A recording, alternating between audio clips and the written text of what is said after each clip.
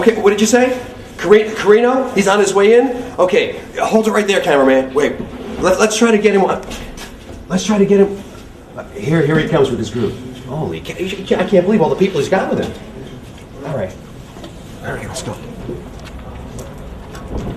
Steve. Yes, listen, you've got one of the most dangerous matches going tonight. And look, I know you're trying to concentrate on what's going on, but can we have just a few words leading up to this huge main event tonight? Come on. Huge main event.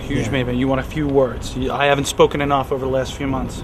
Over the last year, in fact. Well, yeah. I mean, does it really have to come to this? Did it really have to come to this, Mr. Capetta? Of all the years that you've been in this sport of professional wrestling, have you ever seen a more dangerous match than a barbed wire match? I have never, and I've never heard an opponent let me tell you, Homicide's been talking some really heavy stuff about this. He's talking like you're chopped meat. I don't mean to offend you. See, anybody who walks into a match like this is chopped meat. You see, I've been through this before. The no ropes barbed wire match has been done by a minority of people. Homicide has not been in that type of match. I have. I fought Terry Funk in that type of match. You know what I did? I spent 2 days in bed afterwards. Terry Funk's 59 years old. Homicide's 25. You don't think I'm a little bit concerned? Did it really have to come to this? All because of one elbow, because he was too stupid to realize that when the Backseat Boys came from CZW to ROH, that it was our job to push them back to CZW. But he couldn't get the job done, could he? No. Then he had to go and attack me. Stick a fork in my eye.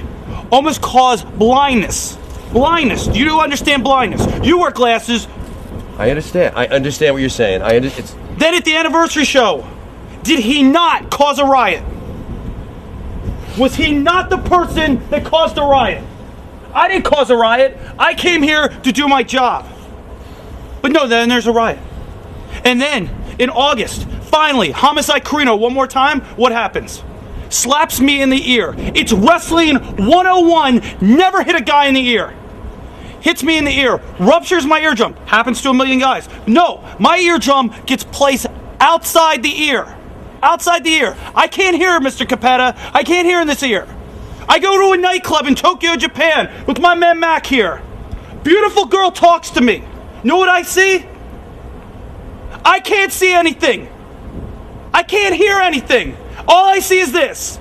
I hear loud music.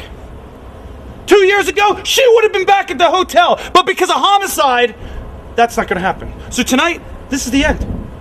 The most violent match in the sport of professional wrestling is tonight here in Massachusetts. That's fine. This is where it ends.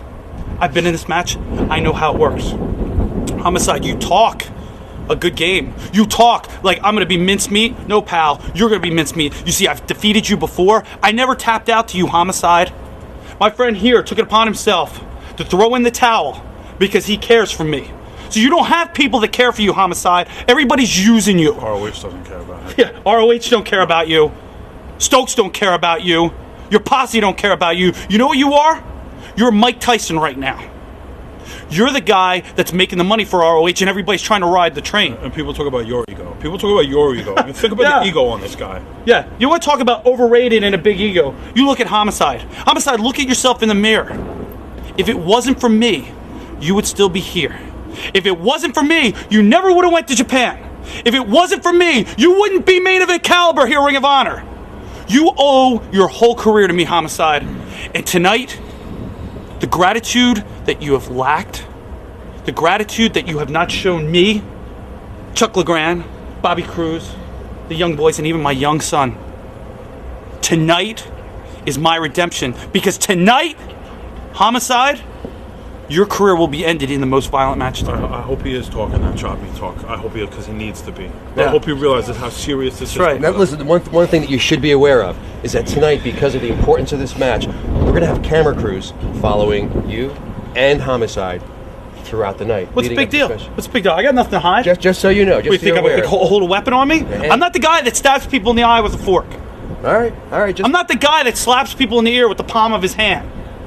No. You know what? Follow me. I don't care. Okay. Follow me. We just thought that it would be fair. If I knew this was happening, I would have brought my own video photographer. In the sake of journalism and fair journalism, I just want you to know that come on. Don't give me that crap, Mr. Capetta. There is not a fair journalist in the world. Go on the ROH message board. You see how many idiots there are out there. You see how many writers that are idiots, Mr. Capetta.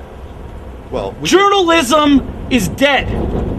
Journalists are just people that can't do what I do. They can't do what Mr. LeGrand does. They can't do what Bobby Cruz does. They can't do what these two are training to do.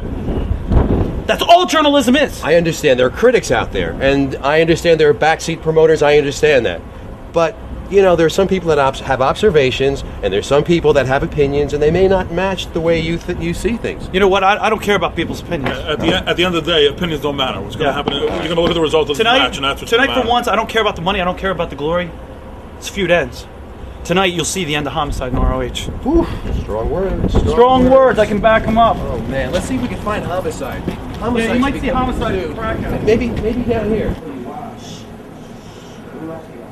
You know, I hear the words. I hear what the world is saying. They said I've lost it. They say that the cracks are beginning to show. Joe, he was a great champ. But he's lost his touch. He's not the monster anymore. He's not what a world champion should be. I hear the words. But they only make me stronger.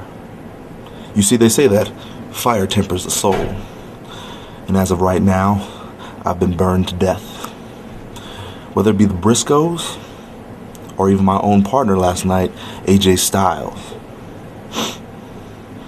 I've been burned. So I'll tell you what, AJ Styles, my level of respect for you, well, much like your skills, is phenomenal. But what you don't understand, AJ, is when you step into that ring with me, you're not stepping into the ring with an overconfident, cocky man, no. You're stepping into the ring with a man that has nothing left to lose. I'll see you in the ring, AJ. And I can't be responsible for what might happen to you. I'm Samoa Joe. I am pro wrestling.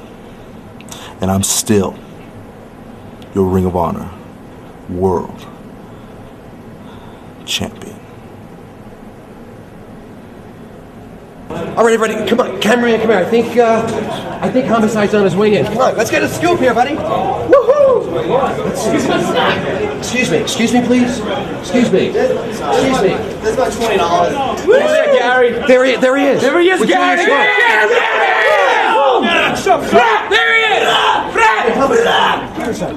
Can I, one second. I don't want to hear you, man. No, please, just 1 second. Look, man, we've got the most dangerous match. Look, no. Look. Just listen to me for 1 second. Somebody's gonna die tonight. Somebody's gonna die tonight. You've got one of the most dangerous matches in all of professional wrestling going on tonight. And just on your way in, I just thought maybe we'd get a little scoop, get your last thoughts before going into the building. We just talked to Carino, and Carino, he's not backing down. Carino even told us that he's responsible for your success. And I don't want to cause any problems. The best thing about my career is kicking the boss ass. Try to You know what brainwash I'm you. saying? Try to It's no brainwash secret he's the president for 01 Company. Screw him. I'm going to hurt him. All right? I'm going to hurt him real bad. Tonight's the last day of Steve Corino's day.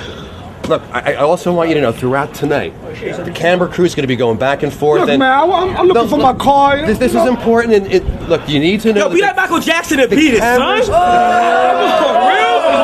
The cameras are going to be following you tonight throughout the night leading up to your match. I don't want to be bothered, man, for real. I just want you to know, just be on, it has nothing to do with Carino, it has to do with Ring of Honor, and the fans want to know what's going on with you leading up to this match, you know? It's really more than a match. It's no of Code of Honor. You're going to see my violent side today. I'm telling you, no Code of Honor. I don't care about Ring of Honor today. Steve Corino is a dead man today. I guarantee you this. I don't like the man, and that's a shoot. I don't like him.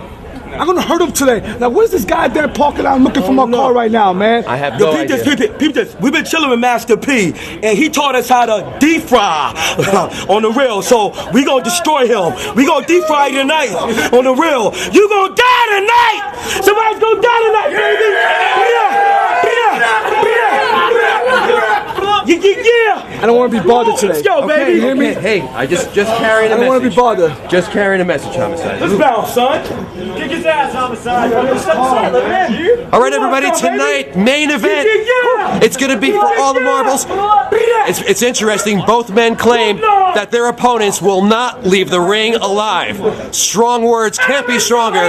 We'll see later on tonight. Main event here in Massachusetts.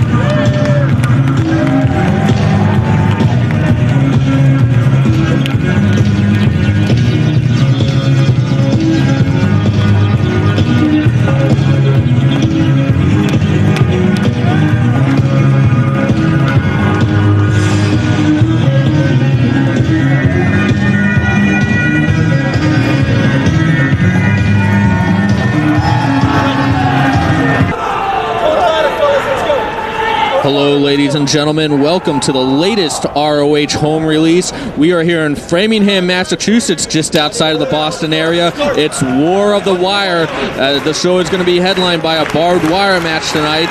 The date is November 29th, the Saturday after Thanksgiving. This is the second half of ROH's first double shot weekend. I'm Chris Lovey, joined by CM Punk. Coming off a cage match victory over who? Raven, you did win the feud last night, Punk. I'll give you credit where it's deserved. Damn right I did. And I tell you what, you got to be a little sore today. I mean, you try to leg drop off the top of the cage, and now it's just a brutal match. I am beat up and I am sore, but not as sore as Trent Ass is going to be after this match. If that hip toss is any indication of the punishment he is going to receive. We have the Backseat Boys, Trent Acid and Johnny Cashmere. Trent's in the ring against the new duo of Hot Stuff Hernandez and Fast Eddie, who looked very impressive in a scramble match last night in Fairfield, Connecticut. And you really have the best of both worlds here with this Eddie and Hot Stuff, the Eddie and Hot Stuff team is Hot Stuff Hernandez, the powerhouse, Fast Eddie, the dangerous high flyer. Certainly, and powerhouse indeed. Look at the size of this guy. He's bigger than both backseats combined. I think the backseats are going to have to pull out all the dirty tricks that they know to win this match. He's just throwing Trent Acid around the ring in the early going, and I think Trent's had enough as in comes Johnny Cashmere. No, Cashmere's not going to do any better. And he goes down in a hurry. And here comes Trent. There's some agility from the big man. Oh! He takes Trent Acid's head right off. See, not only is he big, but he's agile. He's one of those big, scary freaks. Fast Eddie, he is absolutely insane. This man will take any risk in the world. And the interesting note is that he's legally blind. He's legally blind? And now, how would you step into a ring being legally blind? I don't know. I guess it would do something for your confidence, because if you can't see who you're wrestling, you might have a better chance at winning. Eddie and Hot Stuff, they have impressed here in ROH, especially those wars against the Carnage crew. And look at Cashmere with a cheap shot. That's pretty much his only option. He does not want to get into a test of strength with Hot Stuff Hernandez.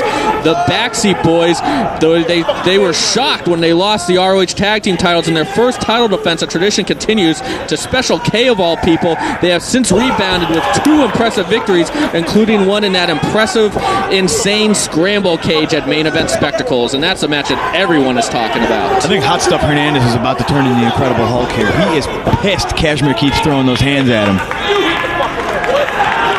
No, Cashmere can't be thinking that he wants Hot Stuff to hit the ropes for a shoulder block. Oh, and there's a chicanery by the Backseat Boys. Hot Stuff's on his feet.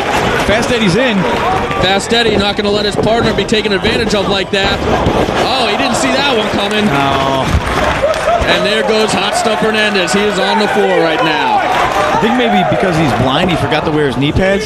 He's just got sleeves on. As Fast Eddie sent into the corner. More double team action by the Backseat Boys. A high knee and a spear and a double bulldog. Trent Ass and Johnny Cashmere, that's why they are one of the top tag teams in the world. Double team action just like that. Did you say double team action? What are you implying there, CM Punk? Well, I guess you're right. They are tag team specialists, aren't they? And now they're going to go airborne. Both men up and over the top rope. Knocking down Hot Stuff Hernandez is not an easy thing to do. The Backseat Boys looking awesome, working as a team here. As Fast Eddie and Hot Stuff Hernandez, their inexperience as a team together definitely showing as the Backseat's using every trick in the book. So you're saying the double team specialists look awesome? That's exactly what I'm saying. That's what I thought. Fast Eddie fighting back now, and it's a wonder to me that he can even see. Look, he's. Does that hurt a blind guy? And look, Trent's just mocking him. Fast Eddie figures he just can't see detail. Acid. Trent Adams is showboating. He just kicked the guy in the mouth and then forearm him in the face. He should go for a cover. The Backseat Boys are as cocky as anybody in ROH. And look at that, spitting in the direction of Hot Stuff Hernandez, trying to bait him in. It worked. Paul Turner distracted with Hernandez, allowing the Backseat Boys to go back to this double team action. Showing the Hot Stuff Hernandez has $1 million body and a 10-cent brain. Falls for the tag team baiting. There's a little dance move. Double elbow. That was gay. What is this? It's fancy and effective. That's fancy and offensive. I'm offended. I'm offended that they're beating up a blind guy. I wouldn't do anything like that. As right now it's Cashmere working over Fast Eddie in the corner. Big chop. What a historic weekend this has been. Ring of Honor's first double shot. We're here on Thanksgiving weekend. Last night, CM Punk, you actually tried to ruin the show, interjecting yourself in several matches concerning the whole Lucy situation. Yeah, that's going to be a trend coming up here, Chris Levy. I'm going to ruin every single show until I find out exactly who took out Lucy in Dayton, Ohio. That's exactly why we have you in the broadcast booth right now, so you're not able to go to the ring like you did several times last night. And look at this crowd. Everybody here bloodthirsty to see the main event barbed wire match between Homicide and my compadre Steve Corino. What exactly is the relationship with you and Steve Corino? I mean, we saw what happened at Empire State Showdown. You guys had that. It was a really good match against each other, but it was more like you guys were concerned with one-upping each other in that match. And then he slapped you at Glory by Honor 2. There's more double team work by the Backseat Boys. I don't remember being slapped, but of course we try to one-up each other. Isn't that what any wrestler tries to do when they're in the ring? They try to win the match. It just had a certain vibe to it. It was unlike anything I've ever seen before. Well, Corino had to understand that I'm better than him, and that's something that he's never had to deal with before in the wrestling ring. Hot Stuff Hernandez looking pretty anxious to get back in the ring. He wants that tag from Fast Eddie. Does Fast Eddie know what the right corner is to go into? That's a great question. And he is crawling towards the direction of Hot Stuff. The tag goes into Cashmere, and here comes Hot Stuff Hernandez. Oh, he takes off the heads of both the Backseat Boys. Two vicious clotheslines followed up by a double clothesline. Sends Johnny Cashmere spinning out of his boots. No way. Oh, you're right about that. Cashmere slipping out, falling on Hot Stuff, but still effective nonetheless. He's a big guy, but he's not smart. That seems to be a stereotype of big guys. Well, that was smart, just tossing Johnny Cashmere by the throat. What do you call that? A choke bomb or a... I call it awesome. No, wait. I've seen this before. Well, not so much this. Oh, that was ugly. It's a good thing he can't see that. Now this is what I've seen before. If I think what's coming, yeah, certainly. The big man's about to go airborne.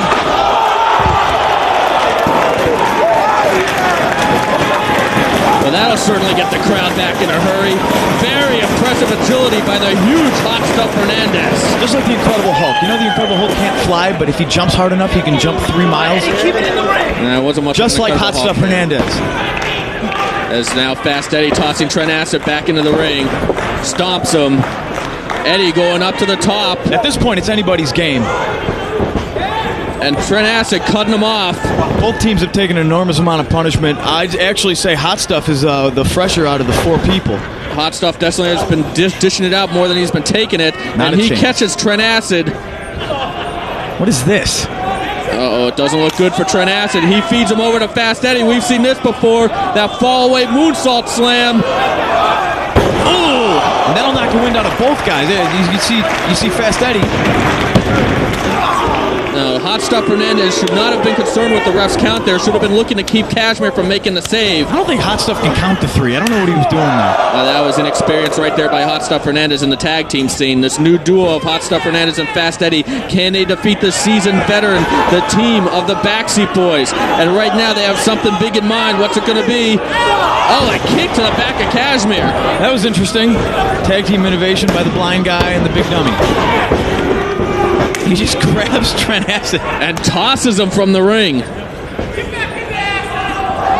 My God. He just powered up Kashmir like he was nothing. Oh, Yakuza kick by Acid and the big man stunned. Big double clothesline. Sends Hot Stuff to the floor. Uh-oh. Cheat gimmick by the Backseat Boys. It's all over. Right on the back of his blind head. And the winning streak is now at 3 for Trent Acid and Johnny Kashmir, the Backseat Boys.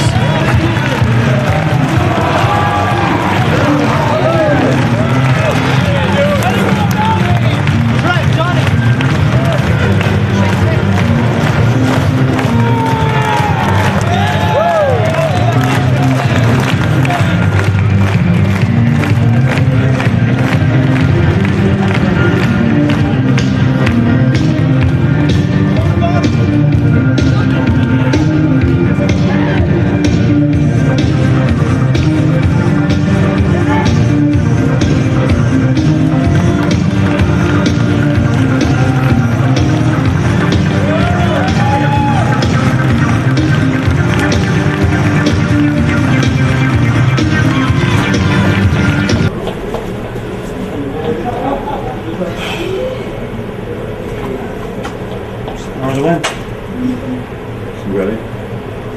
Try as I'm I going. mean, you've been here before. It's different than funk. You got that? Thanks.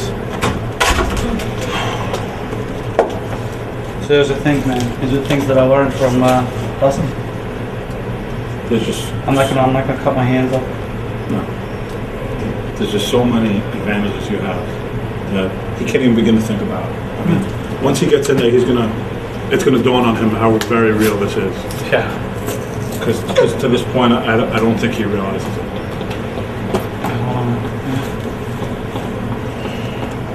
Hello. Yeah, I'm at the building now. No. A little bit nervous. No, it's fine. I'll be fine. Yeah. Let me get dressed. Let me call you back. Alright, thanks. People are worried. I'm not worried. Nervous. No problem. You gotta keep it short. Can't go out there. Yeah. He gets his people behind him. Well, yeah. I mean, that's the one thing. He feeds off that. If he's anything, he's unpredictable. It's proven. I mean, there's no doubt that he's great, man. He can go, but he's never been in this match before. He's got to be nervous. It's got to be killing him right now. Yeah, we've been to the buffet. I ate. I'm fine. Yeah, that's true. Man, I don't know what he's got. We got to keep it short. We can't get these people into it. These people get into it, he's in trouble. You saw what happened last night with Josh. The stupid people get into it. They start chanting homicide. Well, again, you gotta keep like you said, because we weren't in and out of there. And again, it's Ring of Honor, man. You know, you're never gonna get a fair shake here. I don't know why I do it. You're never gonna get a fair shake here. But this is your match, man. It's had to come to this. I'll be fine. You guys make sure, man. Look, get yourself ready. We'll talk about the options once we're out there. Right. Got some time now. Let's treat it like any other night for now. Yeah. Kiddo, you ready for this? Yeah. You're not scared? All right. See, that's confidence. Because I man. know my dad would win. Thanks, guys. And the homicide would go down. Won't ever see him again. That's good. Because his career would be over after this. See, you know what? He'll be too afraid to come back. You don't got to worry about it. You know what? I feel better now. He's 7 years old. He gets it. You know what? I feel a lot better now. No, we won't have to worry about homicide, Colby.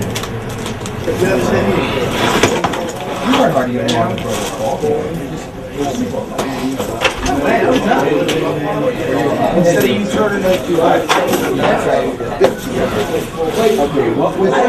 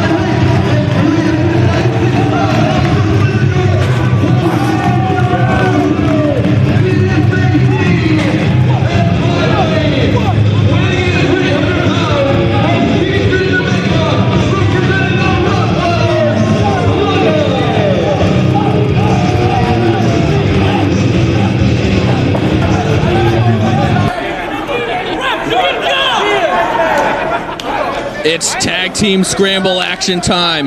No tags needed. 2 men in the ring. When someone leaves, someone else can just come in. And this is a grudge tag team scramble as the Carnage Crew and SAT and Slugger have all decided to team together against 5 Special K members. We have Angel Dust starting out for the Special K team against Jose Maximo of the SAT. How do you think the SATs and the Carnage Crew get together and decide that they're going to team up?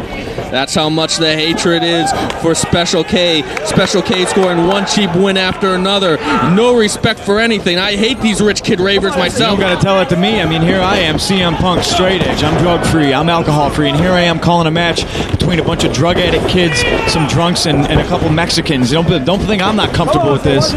Mexicans? The SATs are Mexicans. Well, you act like you're surprised. I don't know what you're talking about. Spanish announce team. Well, how do they fit in with drug addicts and drunks? I don't know. That's what I asked earlier. How did I don't even know what Special K kid that was. Just got kicked out of his boots. It was Angel Dust, and he is down, and he was rolling out of the ring, and that brings in Dixie. This just makes me sick. I shouldn't even be calling this. You know what made me sick? When Special K was tag team champions, as there you see Loke in the ring, the feud between the Carnage Crew and Special K, it started out as a simple rivalry. It has since grown and gotten bloodier and violent, more violent with every single match. We're going to see if it continues here, as right now Loke going back and forth with Dixie, but he has Dixie up. Oh, plants him. Beautiful. That was almost a military press into a brain buster. Dixie landing on his feet out of most of the offensive moves that Loke tried to hit him with, and he ain't going to land on his feet out of that. He landed directly on the back of his neck.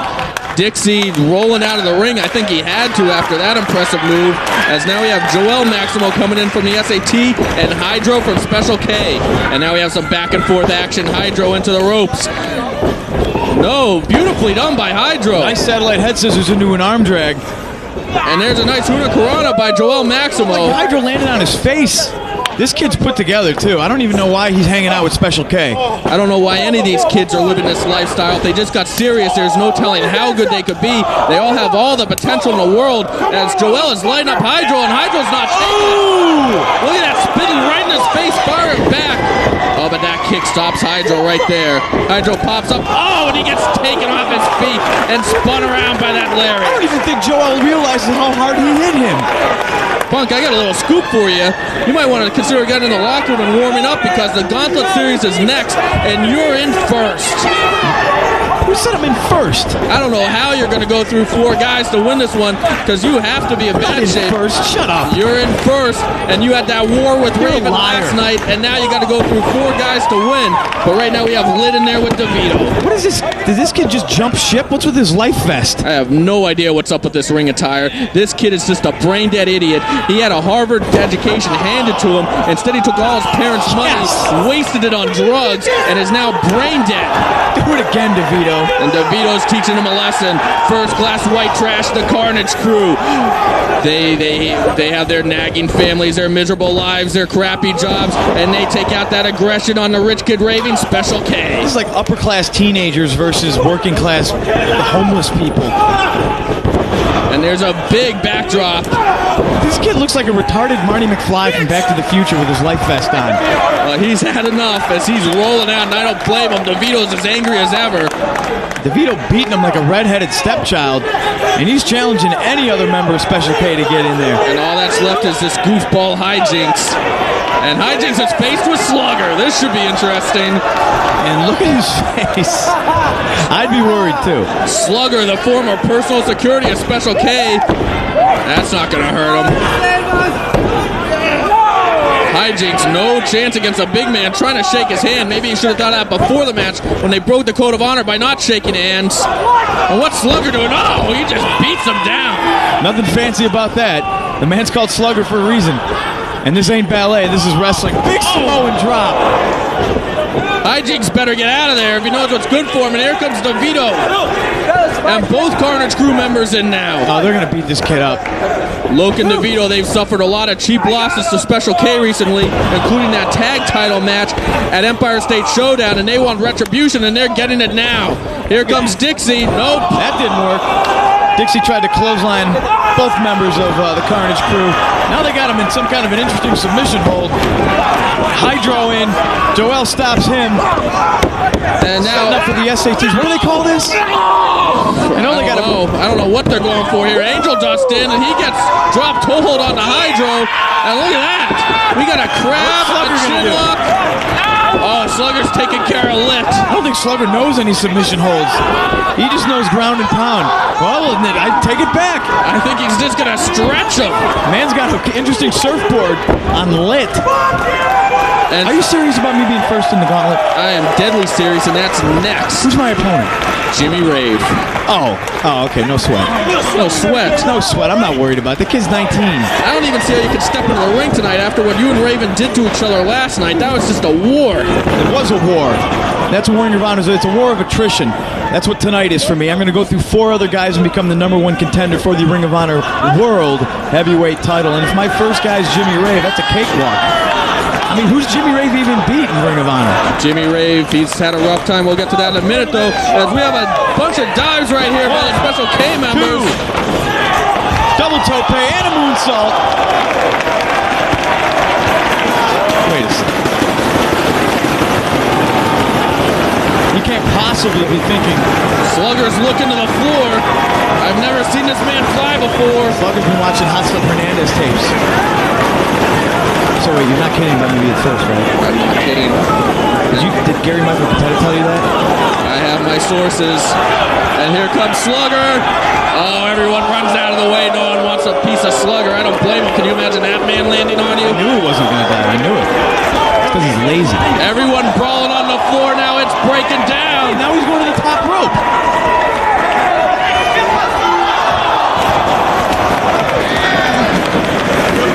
And the big man airborne. That's scary. Slugger not only taking out all of Special K, but taking out the SAT and Carnage crew. Speaking of takeout, I ordered some food earlier, and I think it's here, so I got to go check on it. And this has no way anything to do with me being first in the gauntlet. I just don't feel comfortable calling this match with a bunch of drug addicts and drunks in it. Well, as long as you stay away from the ring for now and don't try to ruin the show like you did last night. No, don't worry. I got stuff to do. I'll be back after I win the gauntlet. A cover by Joel Maximo, just a 2 count. The SAT will be getting a title shot, a tag team title shot in the very near future, perhaps on 12/27 on the convention card. As right now, Ray Morrow's joining us in the booth. How are you, Ray? Hey, great to be here. Why was Punk running? He was like running down to the locker room. He had a real concerned look on his face. Yeah, well, he's got a lot of work to do in a minute in that Gauntlet series. But right now, Angel Dust is in a bad spot, and look at that innovation. My goodness, what was that? That's what tag team scramble action is all about. And a nice leg lariat by Hydro. As this match is broken down, I must have missed a lot of high-flying maneuvers earlier, did I? This match has been all action. What a great scramble we are seeing. A grudge match in the scramble. Angel Dust now lighting up Joel and connecting with another kick. Hydro catching him. Beautiful teamwork by Special K. What innovation here by the high-flying kids. And look at that. Hydro held on. Oh, how did he kick out? I thought that was it. What an incredible matchup we're seeing here, Chris. I've only been here for about 1 minute, and I've already seen 2 amazing things I've never seen before in my life. These kids could be so good if they just got clean and didn't do drugs before their matches and concentrate on that raving lifestyle. And they have Slugger now. They are trying to get Slugger off his feet, and they are staggering him with those drop kicks. Slugger's in trouble for just about the first time ever. It looks like we have a 5-on-1 situation here. Special K just ran into a brick wall. And here comes Hydro. He's caught. Spiked down into the mat. We got a cover. This could be it. No, you have to make sure nobody's around to make that save in this kind of match. And here comes the Carnage Crew back into the ring. Loken DeVito, though, at a disadvantage. Special K always playing the numbers game, and they're doing that right now. Hydro soars over the top, but Slugger catches him. The other K members putting the SAT and Carnage Crew members on the top rope. What we have here looks like a quadruple Hurricane Rana, but it's blocked. No, they all get caught. And we have a fireworks display of power bombs. And we almost had a pinfall victory there by the SAT and the Carnage Crew. These 2 teams are working like a well-oiled machine here. The SAT, they want the tag title shot. The Carnage Crew, they want that elusive victory over Special K. Special K has frustrated them so much. And don't forget, just last time in Boston, Special K put them down with those straps. And here it is with the pile driver off the top. They're going to get that. No, Hydro cuts off low. And what's this? Joel Maximo is up now. And he ups DeVito. Oh, Carnage Crew finisher. They hit that spike pile driver. Cover. Oh, Hydro, the MVP of this match for Special K, makes a save. But boy, the Carnage Crew and the SAT are working so well together. I can't believe that the SAT and Carnage Crew did Carnage Crew's finish together. And here comes the Spanish Fly, Chris. Everybody goes down to the Spanish Fly. Shade to the scramble cage where Hydro has hit this move from the top of the cage. Wait a second, what's DeVito? Is he going to do the Spanish Fly? DeVito and Jose Maximo have Hydro hooked. It's a Carnage Crew SAT Spanish Fly. This one's all over. The Carnage Crew get their win. Cover. And what's Jose doing? Jose wants the pin. Oh, wait a second. Oh, we have a breakdown and cooperation here between the Carnage Crew and SAT. Both teams wanted the win over Special K. That's how bad both these teams want to score that pinfall. I can't believe it. They had the matchup, Chris. What are they thinking? They both want the win. Uh-oh, DeVito's in the ring now with Dixie. Dixie with a roll-up. Hold it tight, that's it. I can't believe it. What a cheap win. Special K once again with a cheap win over the Carnage Crew. And things between the Special K and the Carnage Crew are going to get more violent and more bloody.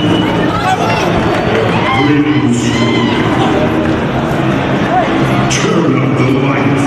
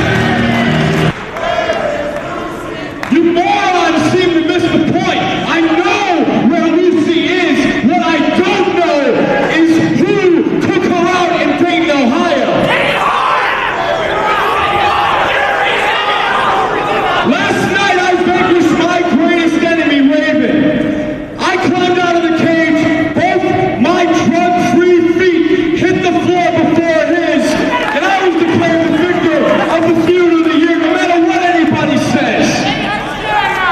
I won because I am vigilant. I won because I abstain from the poison that controls your lives. I won because I am drug-free.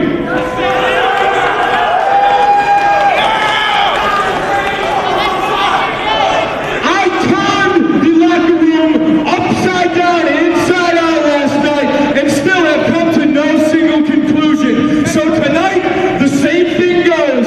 After I pin Jimmy Rave, I will pin Matt Striker, I will pin BJ Whitmer, and I will pin Colt Cabana. Believe me, I will win this gauntlet.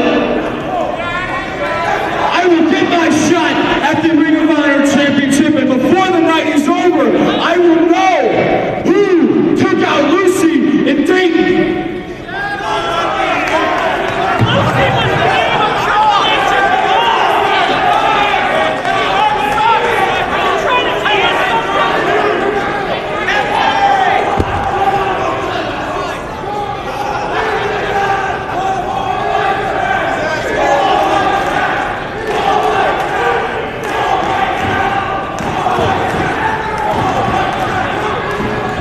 It is now time for the Gauntlet Series. 5 men, 4 consecutive matches. Jimmy Rave and CM Punk starting it out. Also included in this Gauntlet Series are Matt Striker, BJ Whitmer, and Colt Cabana. And I am joined right now, and I'm very happy to be joined by the beautiful and lovely Allison Danger of the Prophecy. Even if I don't really care for what you stand for with the Prophecy, I'm really enjoying sitting next to you right now. Yeah, well, keep it to yourself there, Chris Levy. I want no parts of it. And I have to ask you to start out, your brother, Steve Carino, tonight he is in a no-rope barbed wire match against Homicide, which will undoubtedly be the most brutal and dangerous match in ROH history. How do you feel seeing your own flesh and blood in that kind of match? I don't feel anything, quite frankly. As long as he keeps his nose out of Chris Daniels' business and the Prophecy's business, I could care less what he does. So let Homicide and him kill each other. Well, I have to ask you, what exactly are you doing in the broadcast booth as we see a nice exchange with Jimmy Rave and CM Punk right there? I mean, are you scouting out talent? I mean, we have Jimmy Rave in there. He wrestled Chris Daniels last night. Yeah, Jimmy Rave, he put in a good effort. He tried, but it was no match for Christopher Daniels. So you're not out here really watching Jimmy Rave? Nope. Well, I guess that leads CM Punk then. CM Punk, of course, member of the Second City Saints. The Saints Prophecy issue, it's heating up a little bit. Are you out here watching CM Punk, perhaps? Perhaps. You know, part of my job as a member of the Prophecy is to keep an eye. And at CM Punk, he's trying. He's up and coming, and he thinks he can take over as, you know, the top faction in Ring of Honor. And me as a member of the Prophecy, I have to keep that from happening. So I got to see what's going on with him. Now I have to ask you, Allison Danger, even your own brother Steve Carino pointed the finger at you. Everyone's pointing their fingers at the Prophecy. Are you behind the Lucy attack? You know what, Chris Levy? I came here to watch a match, to scout this, and I'm just getting bombarded with 20 questions. I don't need this. You know, goodbye. Allison, you smell nice. Well, she's out of here, and I'm joined by the much more unattractive Ray Murrow. Hey, what's that supposed to mean? What's going on here? Well, Allison Danger joining us for some reason, a member of the Prophecy, watching CM Punk at the Second City Saints. Did I miss anything? What you're missing right now is a good match between CM Punk and Jimmy Rave. As right now, CM Punk fighting off. I guess we'll just have to keep paying attention to this whole Lucy situation and follow and see what happens. Whereas right now, with CM Punk, he has to concentrate on Jimmy Rave, and if he wins this one, he has to concentrate on either Matt Striker, his fellow Second City Saint member Colt Cabana, or BJ Whitmer. Wow, can you imagine if Punk and Cabana hooked it up here? Jimmy Rave, he came so close to scoring that first big victory against Chris Daniels last night, and you know that he needs to get himself established in a big way, and what better way to do that than survive this Gauntlet Series? And Punk seems to be favoring that leg a little bit, but he seems to be in control here with a nice kick to the face of Jimmy Rave. A mule kick almost takes the nose off of Jimmy Rave. He ducks that clothesline. Oh, goes right for the knee of CM Punk. And Punk's favoring that left leg right there. Jimmy Rave, he's got to capitalize on this. Punk will not admit it, but he does have to be banged up after that war he was in inside the steel cage against Raven last night. I mean, Punk even came off the top of the cage with a leg drop. You know he has to be feeling that right now. And what a brutal match that was just 24 hours ago. And let's see how far CM Punk can go tonight. Is Jimmy Rave once again, maybe Jimmy Rave listening to AJ Styles a little bit more. We've seen that AJ has had some comments on Jimmy Rave's matches of late. Let's see if Jimmy Rave takes the tutelage that is given to him by AJ Styles here. Jimmy Rave definitely had a tough showing in the Field of Honor. He has to be very disappointed in 0-3 performance, but with each defeat he learned a lesson. AJ Styles teaching him to be more aggressive, teaching him to take advantage of opportunities, and it looks like he learned his lesson well by the way he's targeting that leg of CM Punk right now.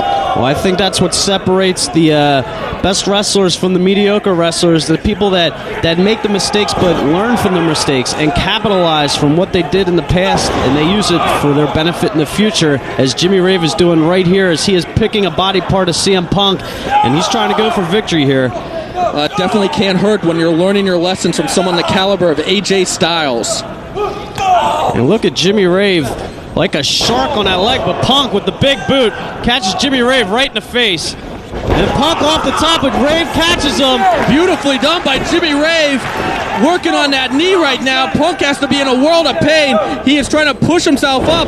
Oh, nice roll. Uses his leverage to send Rave out of the ring. Beautifully done by CM Punk. Nice ring presence there by the member of and leader of the Second City Saints, as he just got caught on the apron and fell on that knee. Nice maneuver, nice awareness by Jimmy Rave. He's got to follow up here, Chris, if he wants to pull off this upset victory. And Rave comes off and... oh, whoa! He just dumped him into that rail. What a collision on the floor right here. Rave using his body to add extra momentum to that move, sending Punk hard into that steel guardrail. Jimmy Rave now firing back with a chop. Nice shot there by Rave, as he's showing a little bit more aggressive streak here than we've seen before. Punk, though, desperation, reverses it and whips Rave into the guardrail. Rave is down for the first time. Jimmy Rave, he has all the potential in the world. He just needs those big W's, and it could come right here if he wins this Gauntlet Series. I mean, could you imagine if someone survives all of these matches and wins the thing? They're going to skyrocket to the top of the ratings right here in Ring of Honor. Ray, I gotta admit, it's a bit of a letdown being next to you after Allison Danger was just here. I mean, I hate the Prophecy and what they stand for, but I'll be next to Allison Danger anytime. But be careful, as beautiful she is, she still is very dangerous. You better watch yourself. She's definitely up to something being out here. She's not one to usually join us in the broadcast booth, as right now CM Punk working on Jimmy Rave, using that neck ringer, ramming him into the post, getting a 2 count. Ref Gary Moore on top of things. Hey, do you think that next time we have some of the lady female talent here in Ring of Honor, maybe you could go for a soda break or something? You think I could be in the broadcast booth with some of these ladies? Well, I'm going to no-sell that question by calling that move beautifully done by CM Punk, slamming Rave to the mat for a 2 count. Jimmy Rave now in trouble, needs to get aggressive again, needs to mount a comeback soon, because one thing, though, between these two men is you cannot afford to take a lot of punishment in this match, because you have several other matches to follow against top-flight competitors. So if you take a beating in this match, I got to say, there's no way you're going to survive this whole Gauntlet Series.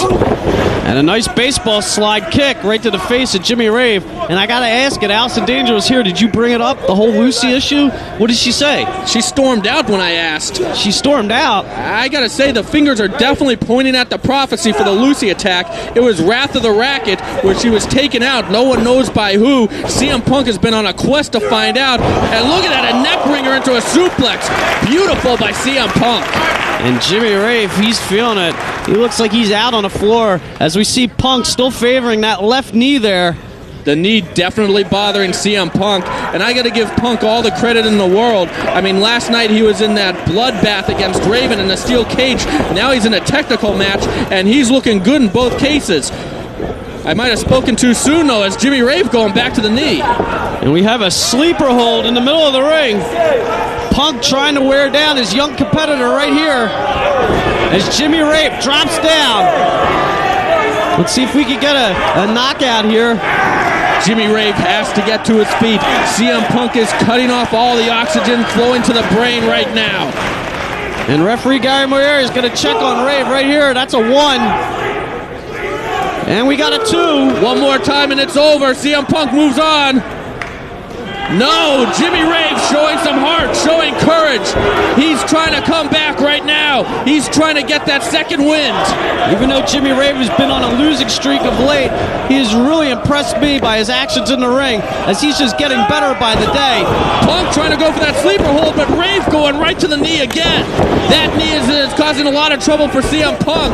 Rave could be on his way to victory. He could be advancing to the next match. And what a flurry of offensive maneuvers there by Jimmy Rave, as this match is going back and forth, and a nice move. A backbreaker into a back suplex. Rave rolls through. Dragon screw. Nice combination of moves by Rave. And what's he going for? He's working on that knee. Is he going for some sort of leg device here? It looks like he's going for a leg lock, as he's got those legs tied up a Punk. Punk trying to chop his way out, trying to punch now. Punk getting desperate, and Rave, oh, did you see him? He's trying to put that pressure on the knee. Punk keeps pushing that foot out of the way. He has to. If Rave gets that foot locked in there and presses against the knee, that's going to cause an unbearable amount of pain for Punk. And these guys have taken so much punishment here, as these guys are locked together in the middle of the ring. Well, Punk reversing the hold, now pushing up, using leverage against Jimmy Rave. The tendons and ligaments in the knee of Jimmy Rave now being stretched. Rave in a world of pain. He's got to get to the ropes, Chris, but I'll tell you what, whoever survives this first match here is going to be at a big disadvantage coming up next. You know what, Ray? What's that? I think that CM Punk's leg was in too much pain to keep that hold on. That's why he had to release it. Punk, though, fighting back fist. It's really heating up in this one. Scooping up Rave. Oh, dropped him on that bad knee, though. Maybe not a wise move there by CM Punk. An innovative move, but as you said, not a smart one. A costly one, as that might have hurt him more than his opponent right there. Both men down, and I gotta say, after the amount of punishment that both men have taken in this first match of the Gauntlet Series, it's gonna be tough for them to win this thing, even if they win this match. And here comes Rave, shoots off the rope, goes for that knee, but Punk catches him. I think that Rave was going for the Shining Wizard there. And there's a half crab now by Punk. And Rave makes it to the ropes, but Punk's still holding on, drags him into the center. Is he going for a regular Boston Crab now? Yes, he's got the full crab on. Rave close to the ropes. And Rave powering out of it. Wow, impressive by Jimmy Rave. Another roll up, no. And there's the Shining Wizard. Cover. This could be it. Oh, Punk kicks out. So close. Come on. Jimmy Rave, so impressive here in this opening match of the Gauntlet Series. What an impressive showing. Coming so close to victory. Let's see what he's going to follow up with, Chris. Jimmy Rave came so close to defeating Chris Daniels last night and getting that victory. Can he finally do it tonight? As Rave, as he just scoops up Punk. I think he's going for it all right now. He's going for that home run swing. He's going for the Hail Mary. Oh, low blow by Punk. Oh, Punk has him up top. This could be the Pepsi plunge. He's got him hooked. Pepsi plunge on Jimmy Rave. And CM Punk advances here in the Gauntlet Series. Let's see who his next competitor is going to be, Chris. The Gauntlet Series is a series of consecutive singles matches. And what an impressive showing. Again, I said it once, I'll say it again. Jimmy Rave looking so great. Even though he was defeated there, the future is so bright for Jimmy Rave.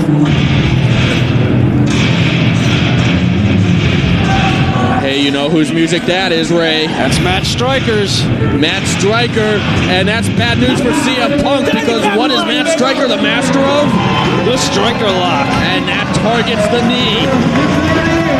And Striker, you know, if I was Matt Striker, I'd go right at CM Punk right there. He went through a brutal match. Matt Striker also riding a wave of momentum right now, as he won Block A in the Field of Honor last night by defeating Xavier in Fairfield, Connecticut at the conclusion. Oh, and look at Striker. He knows that knee is hurt. He's smiling. He loves it. And there's the Code of Honor right there. But Matt Striker coming off a world of momentum, beating Xavier last night to win Block A. And we will have the Field of Honor finals on the next ROH show, 12/27, Final Battle 2003, featuring the stars of All Japan Pro Wrestling. Oh, what an event. What a showcase that's going to be.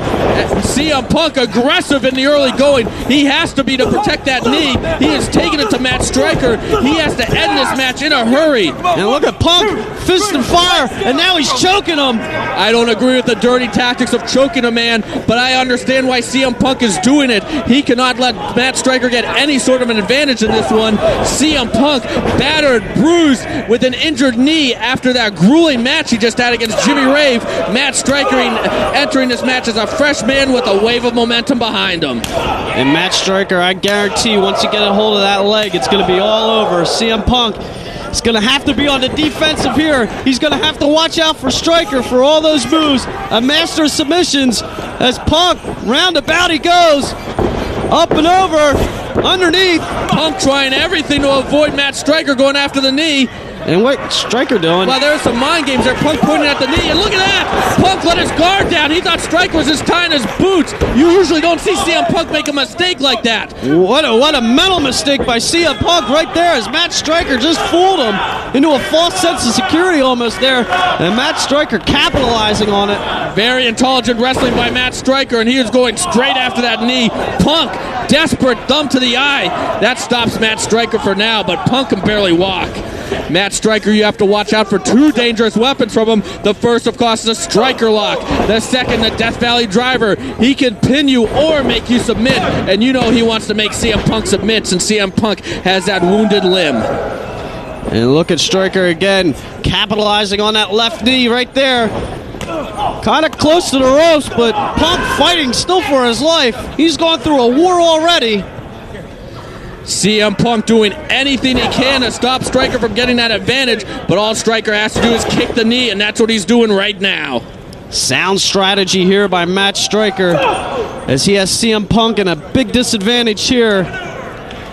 I can't wait to see Matt Striker versus BJ Whitmer at Final Battle 2003. And can you imagine if one of these men win this Gauntlet Series and have that kind of momentum going into the Field of Honor Finals? That could be really important for such an important match that we're going to see on 12/27 Final Battle 2003. And he's got him up! Yep, the Death Valley driver! No! Punk fighting for his life gets out of it. And there's a big forearm right to the face of Punk, and Punk is down. And Striker, he's got to follow up. He's got to capitalize. And here goes the cover. It's still not enough. Only a 2 count there. But Striker, he's got to turn on the ignition here. He's got to get aggressive. This is his opportunity because he has a big advantage here. Oh, look at that. Punk can't even run to one side of the ring to the other. That knee is in such bad shape. Right now, Punk has to think about perhaps going for a quick victory, perhaps a small package, something like that. It could be the only way he can defeat Matt Striker in his shape. Oh, Striker, big boot to the face. Big boot, and he's got that leg. And did you see him pull Punk into the middle of the ring before he tried to... And here we go! Very smart wrestling by Striker. He's got the Striker lock. He pulled Punk into the middle of the ring. Punk in a world of pain. Can he reach the ropes? That is his only chance. All the pressure on the knee, the pain racing through the legs of CM Punk, the tendons, the ligaments. And he taps! He had no choice. He had no choice. He had to tap. What a victory for Matt Striker. A valiant effort by CM Punk, but he falls short here in the second match of the Gauntlet Series. But he is at such a disadvantage. And what an intelligent wrestler, Matt Striker right there. He took the disadvantage and made it his advantage. Who's next?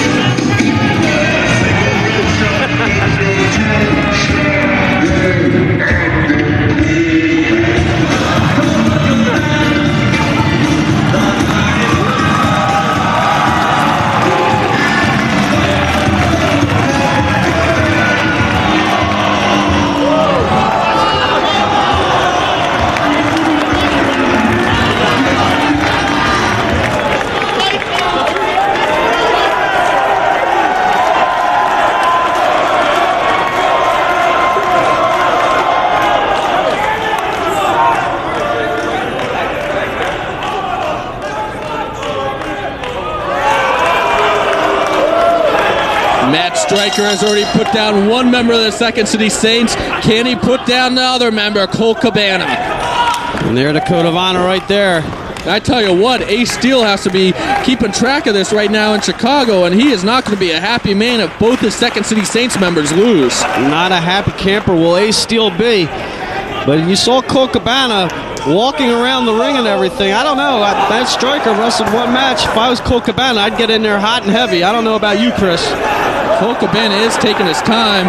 John with the fan in the front row, mocking him for having no teeth.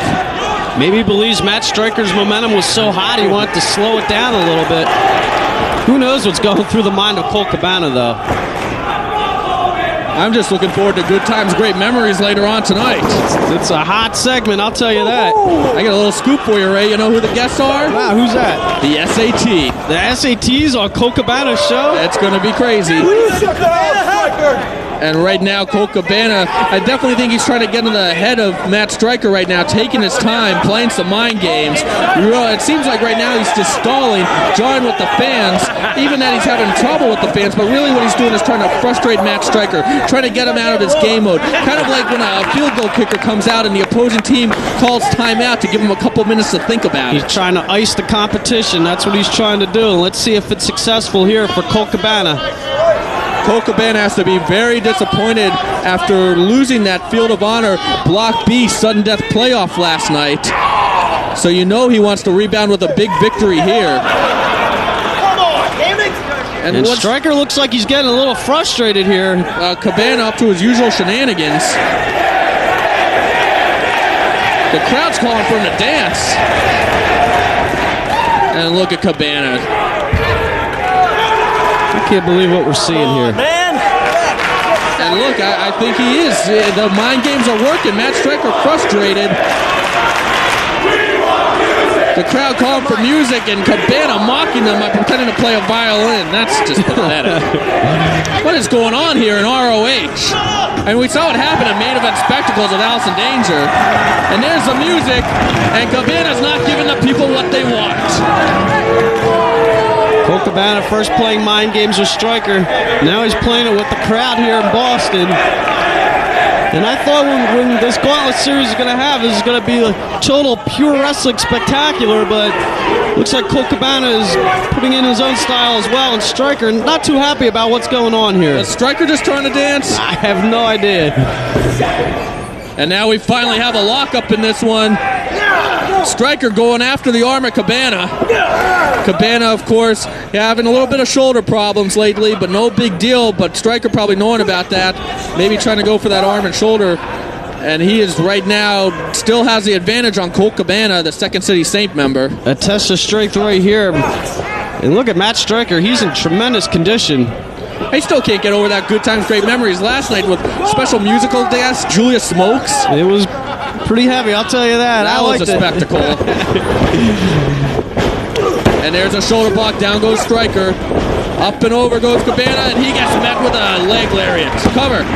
Striker with a quick cover, but no, not enough. It only takes 3 seconds. That pin can happen at any time. You never know when someone might be knocked out for just 3 seconds. And there's a boot to the gut. Nice swinging neck breaker by Cabana. Nice follow through there by Cabana. Goes for another cover, but still not enough. He's got to wear down Striker a little bit more if he wants to get a victory. The winner of this match will take on B.J. Whitmer in the finals of this Gauntlet Series. And can you imagine if Striker wins? Nice neckbreaker there by Cabana. We're going to have a preview of the Field of Honor finals, which we're going to see next month. And if Cabana wins, we're going to have a rematch of that Tradition Continues match. And you know Whitmer wants the victory against the Second City Saint member to even the score after what happened in Baltimore. And what's he doing? He's plucking the brow there. That's embarrassing and humiliating. That's just going to piss Striker off. Look at that look on Striker's face. He is pissed off. That's going to do nothing but give him an adrenaline rush. And Striker's now getting to his feet. He's not going to take it. I think Colt Cabana might be goofing off one too many times here in this match as he goes for a lariat and a butt. Iceman Parsons style there on the butt for a 2 count. You just beat me to the punch on that reference. Big shot by Cabana. Striker's in trouble now. Could you imagine what a feather in the cap it would be for Matt Striker if he defeats both members of the Second City Saints? And look at this, he's going for that reverse Hurricanrana. No! Nice block by Cabana, but a victory roll, 2 count only. Ref Hansen right on top of it. And a big elbow, followed by another one. Goes for another count, but still only a 2 count. Colt Cabana, he's got to follow up here. This is Striker's second match of the evening. Striker did take some punishment in that CM Punk match. Colt Cabana trying to capitalize right now. And Cabana going up top. What's he go for? Holding onto the hair of Matt Striker. Lowers the punch.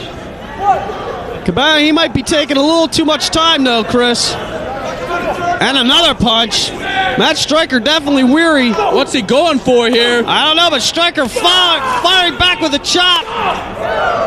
Both these guys battling back and forth, but they're perched on the second rope. And there's a block by Cabana. The big punch again. Striker rolls through. Cabana with a body press. You see the knee hit Striker right in the head. But only a 2 count. I thought Striker might have gotten knocked out by that knee. Cabana coming close to sneaking in a quick pin there, but only a 2 count. Whip into the ropes. Cabana falls off with a knee to the gut. He just lowered that knee into the abdomen.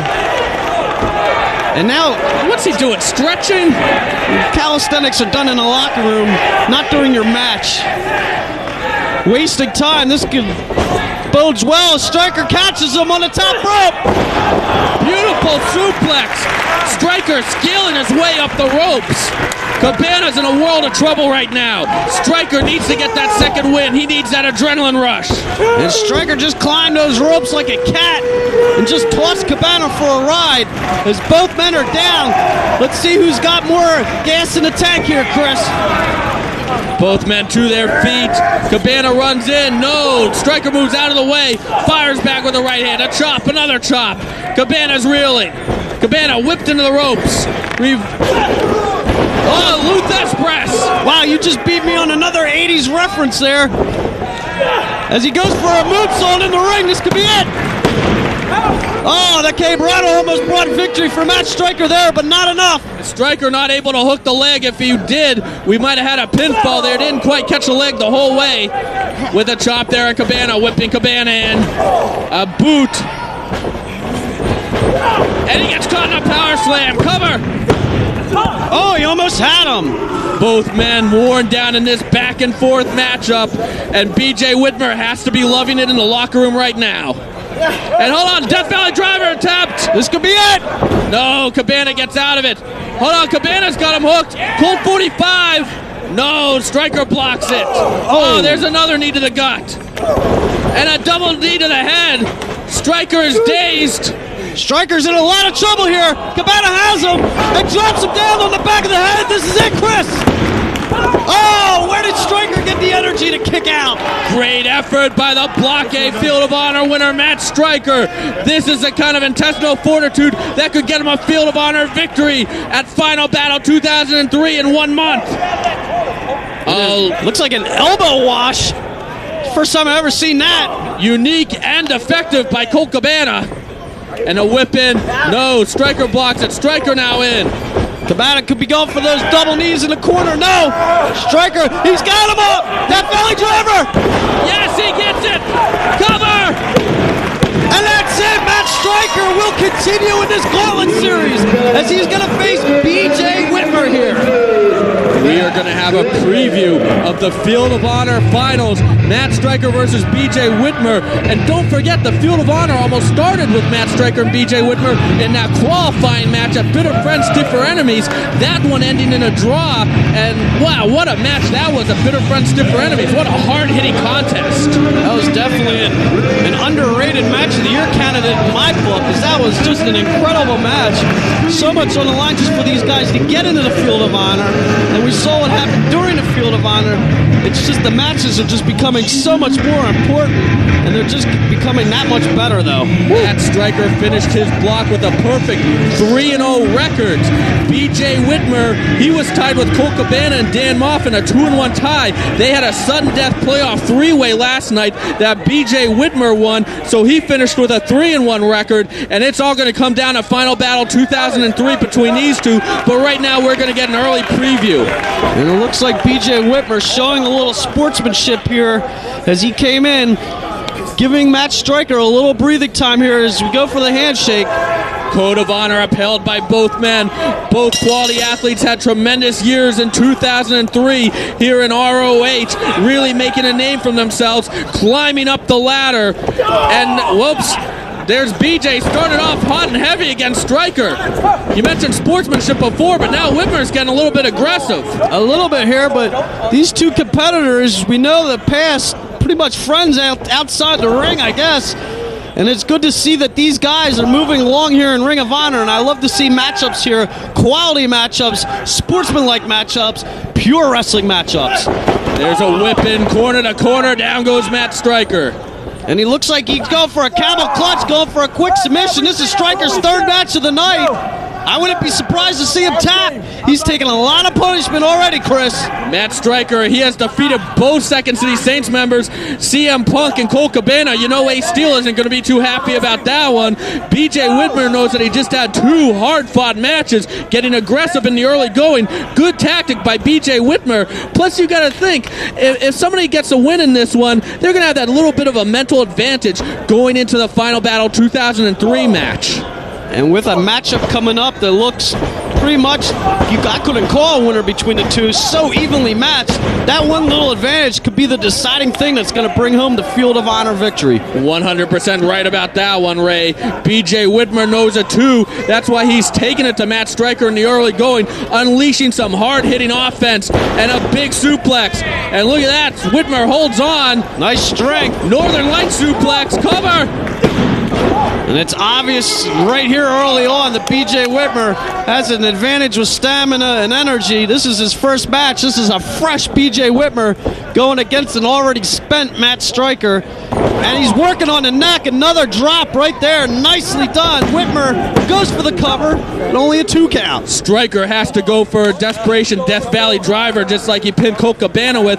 B.J. Whitmer, though, in control, can soften Stryker up for that wrist clutch exploder. It'll be over if he hits that one. Whoa, he's signaling for it now, perhaps. No, Stryker fighting back with those back elbows. Stryker fighting back with his life.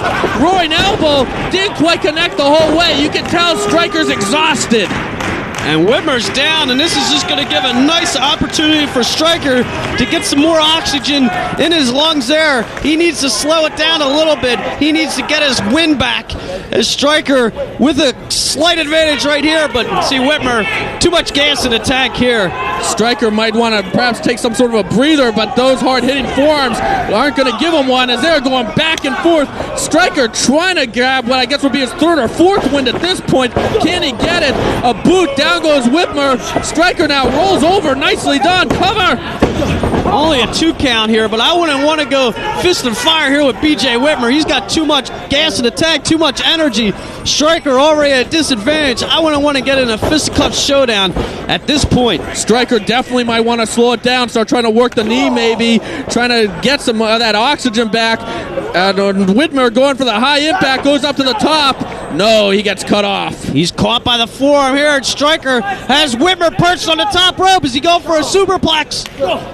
Ah, not enough. Whitmer knocks him off. Here comes Stryker again, very resilient. Oh, both men hard to the floor. He went for that toss like he did earlier, but got caught, and you see how he got dumped on the floor. The camera didn't quite get it, but I think that Stryker fell head first on the floor right there. And the referee checking up on him. He could be out. Ray. I don't know. Yeah, I don't know. The collision. What a car wreck there on the floor. This has been a great gauntlet series. I'd hate to see it end like this, but I think we have a situation on our hands. Yeah, the referee checking. The referee looking confused. Here comes more referees, and that's Rob Feinstein. The ROH promoter out there. Definitely we have a situation on our hands. Whitmer looking on. Stryker might be in a lot of trouble. perhaps we should get the paramedics out there. We should get the ambulance on call. Oh, you hate to see this happen. This is. And what's Whitmer doing? What's he doing? Wrist clutch exploder, dangerous! And that's it! BJ Whitmer wins the Gauntlet Series! I can't believe Whitmer attacked Stryker! Stryker's neck might be broken! This is so uncharacteristic of BJ Whitmer! I can't believe what we just saw, Chris!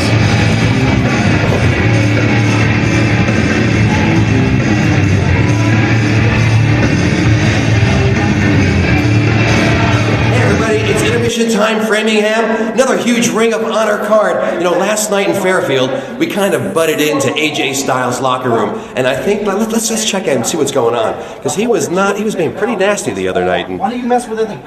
What is your problem, Jimmy? What is your problem? I'm sick of this, AJ. Whoa. Sweet. It's fire I'm talking about. Ooh, and fire is what we're going to see later on. AJ Styles, he challenges for the Ring of Honor Championship. Samoa Joe, AJ Styles, later on tonight here in Framingham. Now let's go check in with the locker rooms of Carino and Homicide and see what's going on for tonight's main event. I hope you're thinking about all the shots he's taken so far. That's right. I'm ready. Tonight he gets to take all those shots right back. I'm ready. Grab that.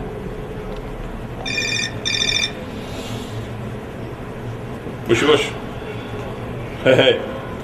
Yeah, it's getting kind of thick right now. I'm glad you called, though, because...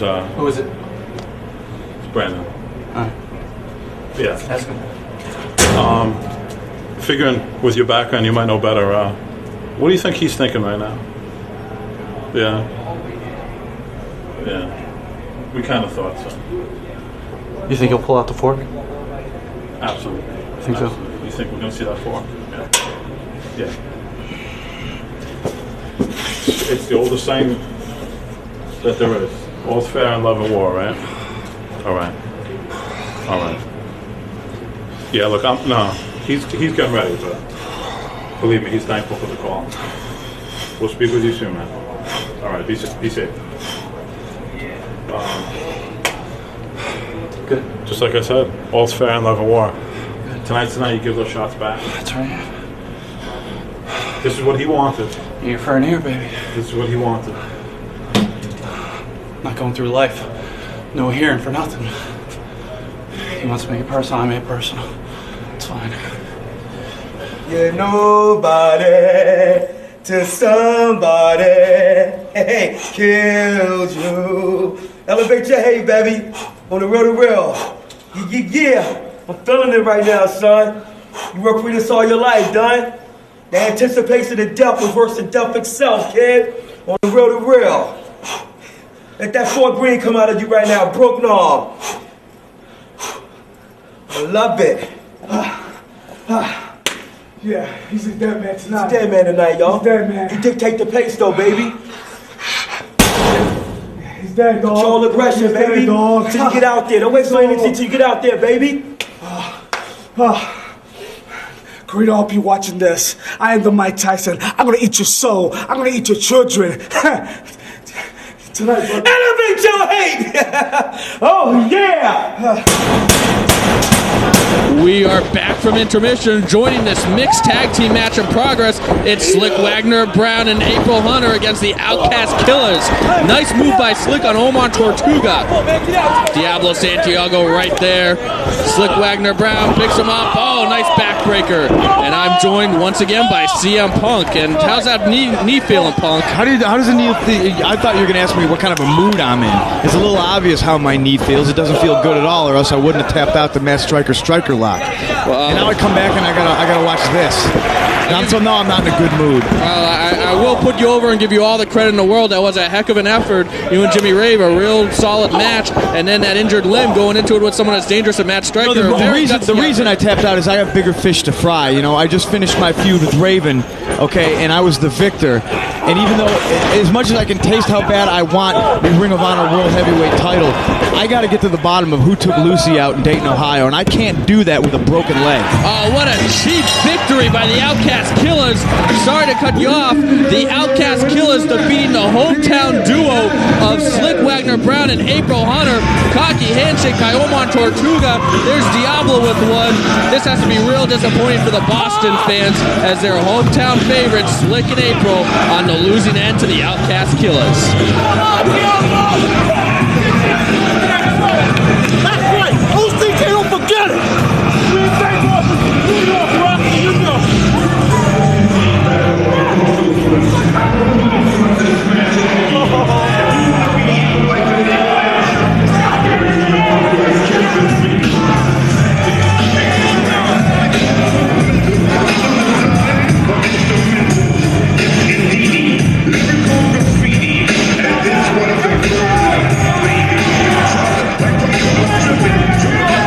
Just like Boston, a typical loser.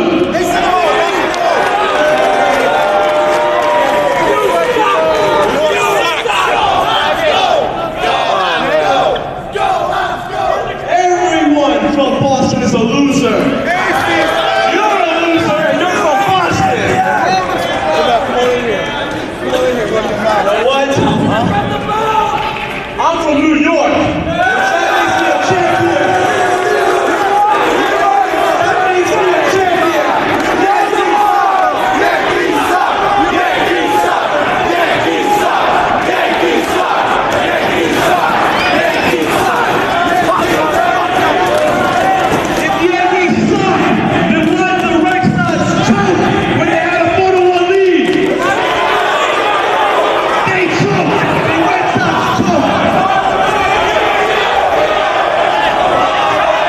Just like all of you, and just like John Walters, the hometown boy from Boston,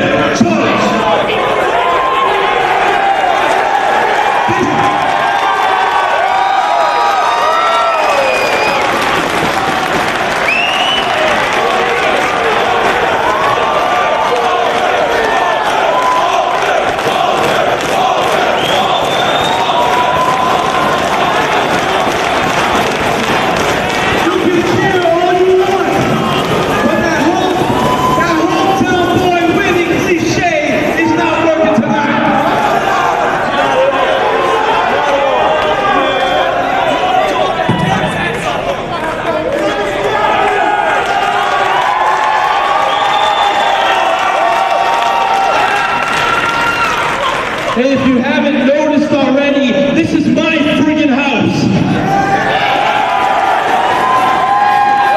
And I don't like being disrespected in my house. And what I want to know is when is this stupid New York-Boston rivalry gonna end? I mean, talk about GP. But you know what? I'll play your game tonight. You can be the Yankees, I'll be the Red Sox. And tonight is payback, bitch. We are underway. John Walters against Xavier.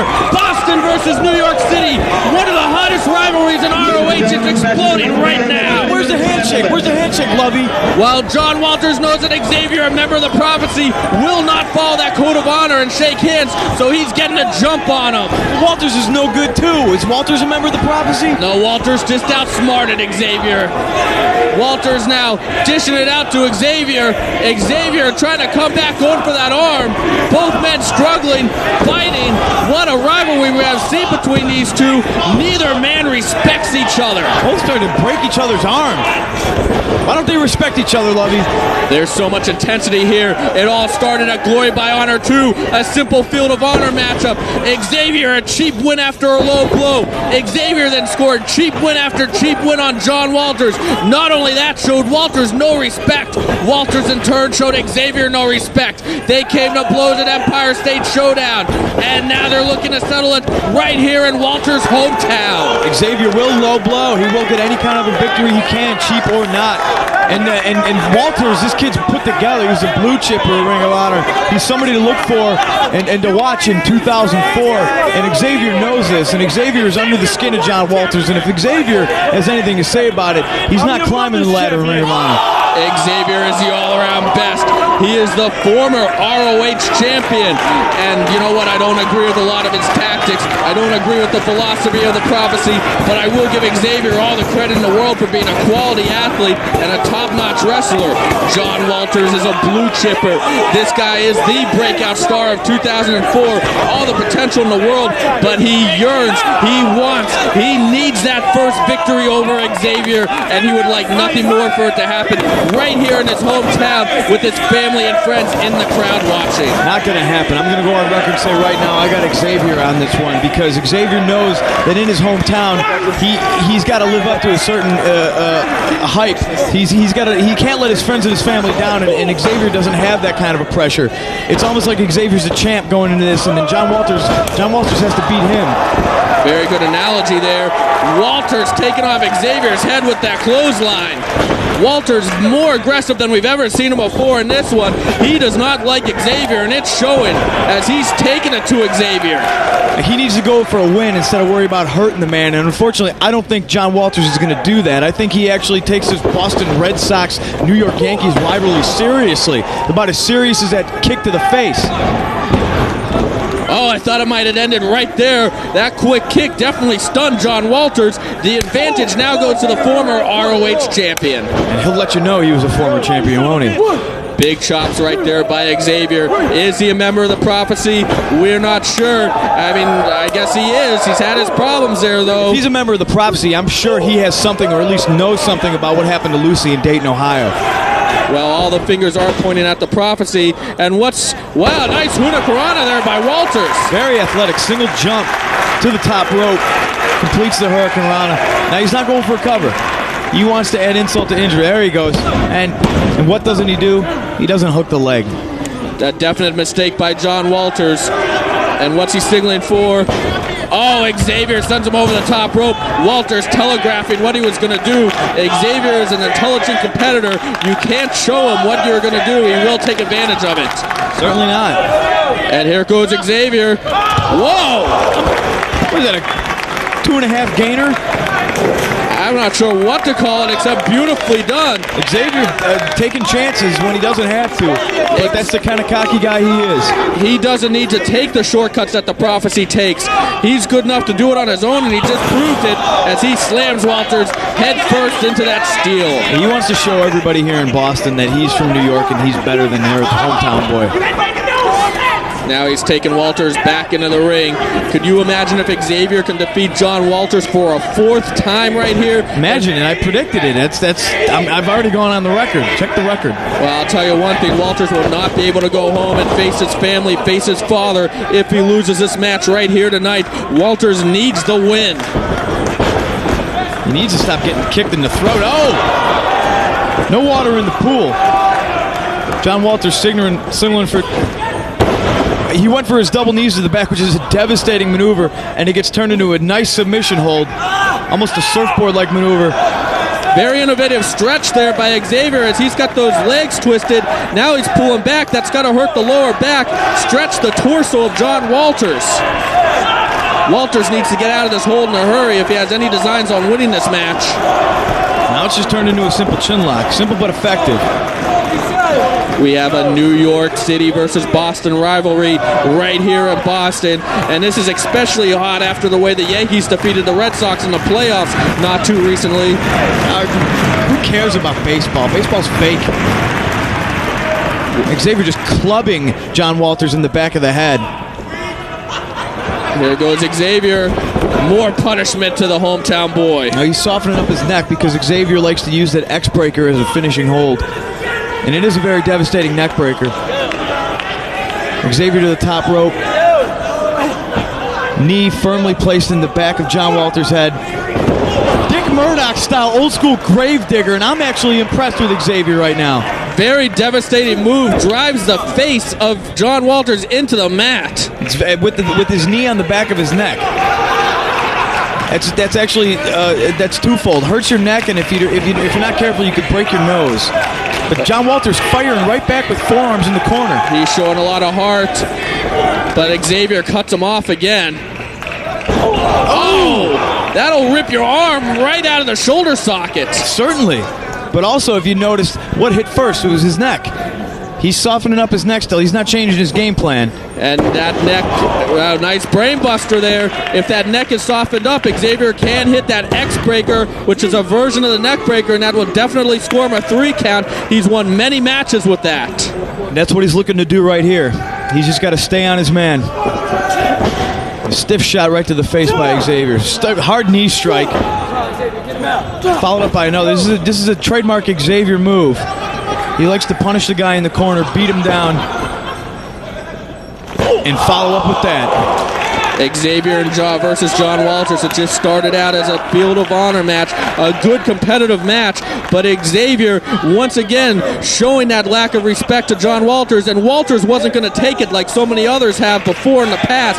He fought right back against Xavier, and that's where things just started to escalate. Yeah, he did. He's got more guts than brains.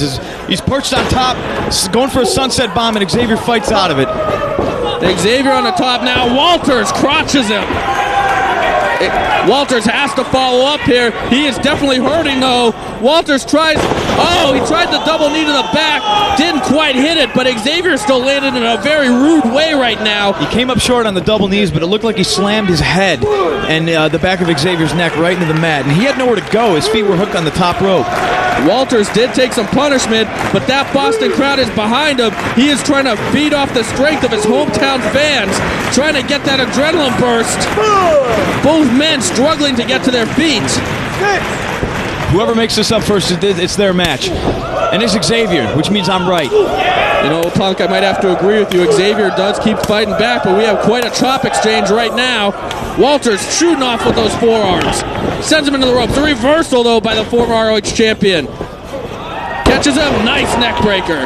Scores with his own neck breaker. He doesn't hook the leg. No, I'm gonna be a jerk about that. He doesn't hook the leg. You gotta hook the leg, Lovey. I think that Walters senses it. Perhaps that Hurricane DDT. Yes! Xavier's in a lot of trouble. He is staggered. There's that double knee. He's got to go for the pin right now. Cover! Not quite enough. It takes a lot to defeat Xavier. That's why the man had the ROH Championship for 6 months. That's how he had successful title defenses against the likes of Paul London, AJ Styles. That's how he beat Low-Key for the belt in the first place. Xavier now, he has Walters in a bad position. He smells victory. He's going for that neck breaker off the top rope, I think. Xavier now plants him. You know, if this could be it, but you know, I'm almost getting tired of listening to these Boston people, Lovey. You know, I think bad knee or not, I think I should go out there and ask one of these two if they know anything about Lucy and what happened to her in Dayton, Ohio. What I really should do is ask Xavier, him being a member of the Prophecy and all. Stay right here, Punk. Don't pull those shenanigans you did last night in Fairfield at the conclusion. But Xavier missing the 450. This is a great match. I want to see it end with the... Oh, look at that powerbomb by Walters. A cover. He went for it earlier and he scored on the second time. Why shouldn't I go ruin this match? We need to see this rivalry end with a conclusive winner tonight. I hate Boston and I hate New York. Just stay right here, CM Punk. Don't pull what you did last night. And Walter sent to the floor. This is Ring of Honor. It's not about run-ins. At least it's not New York. New York smells like urine. You can turn on Monday Night Raw if you want to see a great match ruined by somebody walking in the middle of it. That's not what Ring of Honor is all about. You're right. Ring of Honor is about discipline and honor and respect and integrity, something that neither of these two have. I'm so much better than these two. And you know it. Well, I'll agree with you about Xavier. How did the ladder come into play? Xavier bringing it into play. The prophecy member, I guess he's ladder first. Xavier cutting off Walters, throws him into the ring. Let's see what Xavier had in mind with his ladder. But this is not a no DQ match. If that ladder is brought into the ring, the match will end with a disqualification. Of course, there are no countouts on the floor, but the referee can disqualify if you're out too long. It doesn't matter now as both men are slugging it out in the ring, and Xavier slams Walters down. It's a nice version of a power slam, and it looks like Xavier might be busted open from the mouth. And he's signaling for it. He says it's all over. These two are hitting hard in this one. They hate each other that much. Once again, there's a strike to the neck. And he's set him up for Kiss Your Ex Goodbye. This is how he defeated him. That tradition continues after an eye poke. And no, Walters rolls him up. Cover! This is it. He got it! John Walters finally gets the victory over Xavier, and he does it in his hometown crowd. It's only up and away for this potential superstar. What a victory! John Walters has defeated the former ROH champion. And I knew he could do it.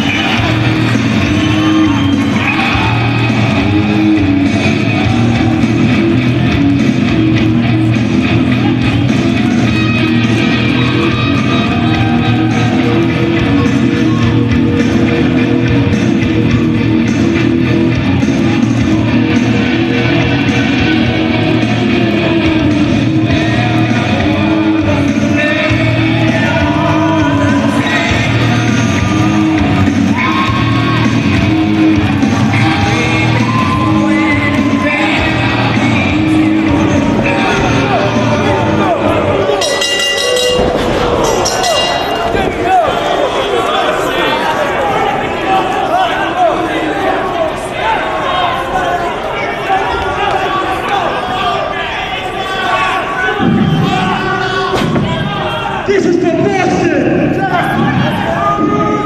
All you losers!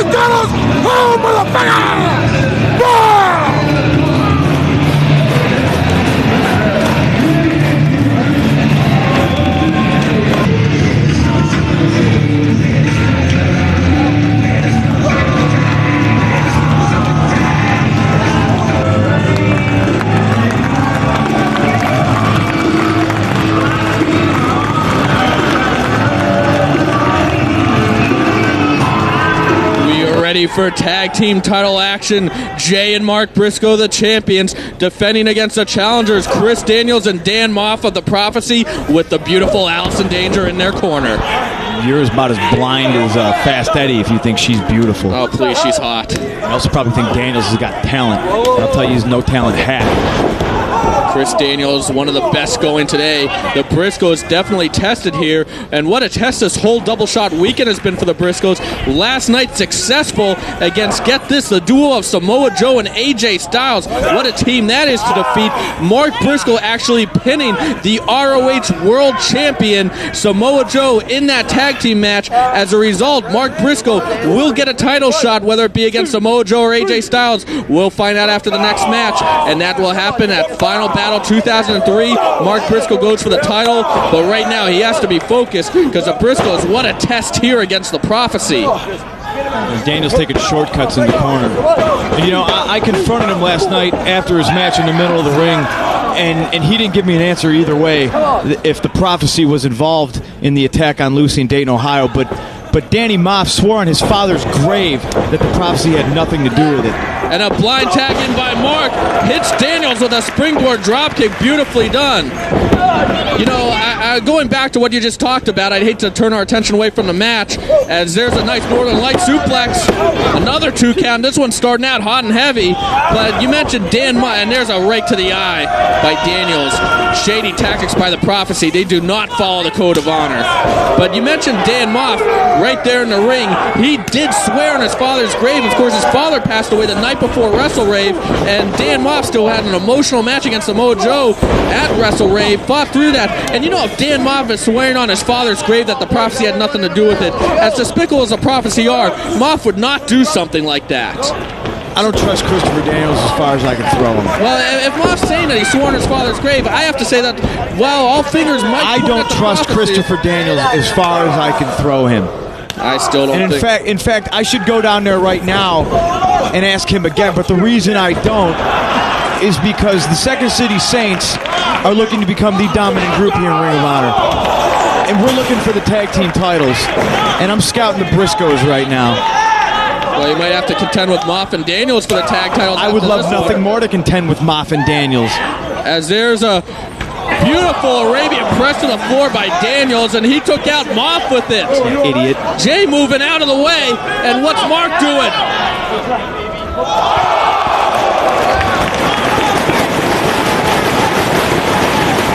Beautiful shooting star press by Mark Briscoe. What an athletic move by the younger Briscoe. Mark, only 19 years old. It's hard to believe how good he is. God, she looks like Gargamel. She's horrible looking. Now look at her getting in the ref's face. What is she doing? We have a great athletic match here. Allison Danger needs to stay out of this. Mark Briscoe shoves her off the ring, and she deserved it. But Mark Briscoe played right into the Prophecy's hand. And look at that ring presence by Dan Moff, throwing Mark not just out of the ring, but out of the ring on the Prophecy side. And Daniels taking advantage of it. And just like that, the tide has turned. You know, the Briscoes have obviously been a tag team a little bit longer than the Prophecy, but the experience goes on the side of the Prophecy because of Christopher Daniels. What is he, 47? Yeah, you know it. You know it, Chris Lovey. Well, what I do know is that the Prophecy have cut off that ring, and they have Mark Briscoe in a bad spot right now, taking advantage of it. Mark Briscoe falling victim to the distraction of Allison Danger, and now beautiful back suplex by Daniels. He's in a lot of trouble. And you know what? I bet you Jim Cornette were here tonight in the corner, the Briscoes are managing them, that they wouldn't fall victim to those tactics. Cornette would definitely smarten them up, teach them some lessons. You better believe that they would be the ones teaching Daniels and Moff a thing or two about tag team wrestling if they had him in their corner. The legendary James E. Cornette has not been seen since Samoa Joe attacked him in the locker room at Main Event Spectacles.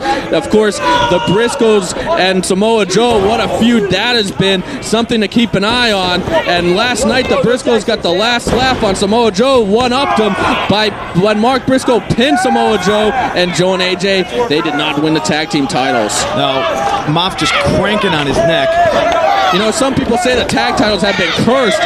First, Donovan Morgan and Daniels were the champions, and they lost it to the makeshift tag team of Amazing Red and AJ Styles, and Donovan wasn't even there for that. It was Xavier as Donovan Morgan's substitution. That's just like the prophecy. Yep, Donovan Morgan touring the world right now, unable to come to ROH. Then Amazing Red suffering a knee injury, causing Red and AJ to have to vacate the titles. Then the Backseat Boys win in that Gauntlet Series at Glory by Honor 2, lose it just one show later to Special K, and then Main Event Spectacles. 2 weeks after that, the Briscoes with Jim Cornette after Cornette shocked everybody by turning on Samoa Joe, and the Briscoes won the tag team titles. Can the Briscoes break the curse? If they defeat Daniels and Moff and Joe and Styles in one weekend, they have definitely broken that tag team title curse. Daniels thinks he's cute. You know, little known fact about Chris Daniels in the prophecy. The reason he doesn't shake hands is because he's so old he's got arthritis. Oh, please, Punk. Please. They're doing a nice job of cutting the ring in half. I'll give him that. Daniels and Moff do have an issue with Jim Cornette, too, as they had that little altercation at Wrath of the Racket back in Dayton, an infamous night for you, CM Punk, even though you weren't even there. That's the night your girl was taken out. Yeah, you don't got to remind me. Believe me, before this night is over, I will confront Christopher Daniels. What? I will. You're going to confront Christopher Daniels right here tonight? You want me to go do it right now? Please don't interrupt this match. Please don't ruin it. I told you I'm scouting the Briscoes right now. There are other things on my mind, but I am still focused on finding out what happened to Lucy and Dayton. Right now, Dan Moff working over Mark Briscoe. He desperately needs the tag. You know, Jim Cornette, he's probably laid up in bed somewhere, still injured from Samoa Joe, but he is definitely going to be keeping his ear open to see what happens in this one. I doubt he'll be checking the internet because he doesn't believe in computers, but he'll be waiting for that phone to ring to see what happens. The tag goes into Daniels right now. Daniels scooping Mark up. Textbook vertical suplex. And a cover. Ref Mike Keener with a 2 count. You know, I'm a firm believer in everybody you hate has something that inside you that you're aware of. And the thing that Daniels has that I have is his technical prowess. As he's rolled up for 3, 4, 5, 6 count right here. Moff distracting the ref. More great double team moves by, well, I can't really call it double teams, but tag team tactics, even though they're underhanded, very effective by the prophecy. Daniels is good, but the thing about it is I am better than him. Jim Cornette, he said Moff and Daniels made him a loser in Dayton. The result was Moff and Daniels beating up Cornette. So you know Cornette really wants the Briscoes to not only win this match, but teach the prophecy a lesson. The prophecy, Daniels and Moff firmly in control of the Briscoes right now. And you keep bringing up Jim Cornette. You got to wonder if Jim Cornette was here, how true that would be. Cornette would definitely have some lessons to teach the Briscoes as he guided them to those tag titles. Very impressive since the Briscoes, they had 3 shots at those belts before against AJ Styles and Red, and although all 3 were great matches, the Briscoes fell short every single time. The Briscoes even fell short in that tag team gauntlet series at Glory by Honor 2. Then you put Jim Cornette in the corner of the Briscoes, and not only do you have ROH Tag Team Champions, but you have a duo that defeated AJ Styles and Samoa Joe. You want to talk about a dream team, you want to talk about 2 of the best in the world on one team. That happened last night, and the Briscoes were victorious. Briscoe just yanked down by his big elephant ears right to the mat. Seems like everybody's going after next tonight. You know, and being wrestlers on the road so much that it is a weak point. Briscoe's on his feet. He needs to hit something and go for the tag. He needs the tag desperately, and he connects with that heel kick to the back of the head of Dan Moff. Moff is staggered. Briscoe into the corner. There's no tag. Daniels more underhanded tag team tactics. You know, I wish Jim Cornette was here. He maybe smack Allison Danger upside the big box head of hers with that tennis racket. Daniels now working over Mark. The prophecy, they want to take down the Code of Honor. They want to rebuild ROH in its own image. And wow, how gruesome of an image would that be? I'd fear the day that ever happened. And look at that nice move by Daniels. Mark still desperate for the tag. Real quick, I got to go over that Code of Honor. It's made up of 5 laws of honor. That gives you these great athletic matches. It is. Don't get yourself disqualified. We want pins, submissions, knockouts. You must shake hands before and after every match. No outside interference. No sneak attacks. And no ref. Don't let the ref get attacked. Don't attack him. None of that. We want clean matches here. That gives you the most athletic competition that you're used to here in ROH. That might have been the fastest I ever got through the Code of Honor. I did notice you didn't take a breath. We do have to read that, just like the express written consent on every Major League Baseball telecast. Why do you keep talking about baseball? Just leave it alone. Just drop it. Well, right Why now, did you even bother tagging? Didn't matter 3 seconds ago. The ref is useless. The ref definitely fallen victim to the tactics of the prophecy in this one, and Mark right now falling victim to a whole lot of abuse. He needs that tag desperately, or it's going to be all over. We're going to have new tag team champions right here in Boston. And big cannonball by Moff while Daniels takes out Jay. Cover! Not quite enough. The prophecy, they want to get the titles back, so once again they have the power, just like they had a year ago. You know, I think I'm going to go confront Daniels on this right now. Oh, please stay here, Punk. Let's let the Briscoes see if they can score the victory. I bet you'd like to see that.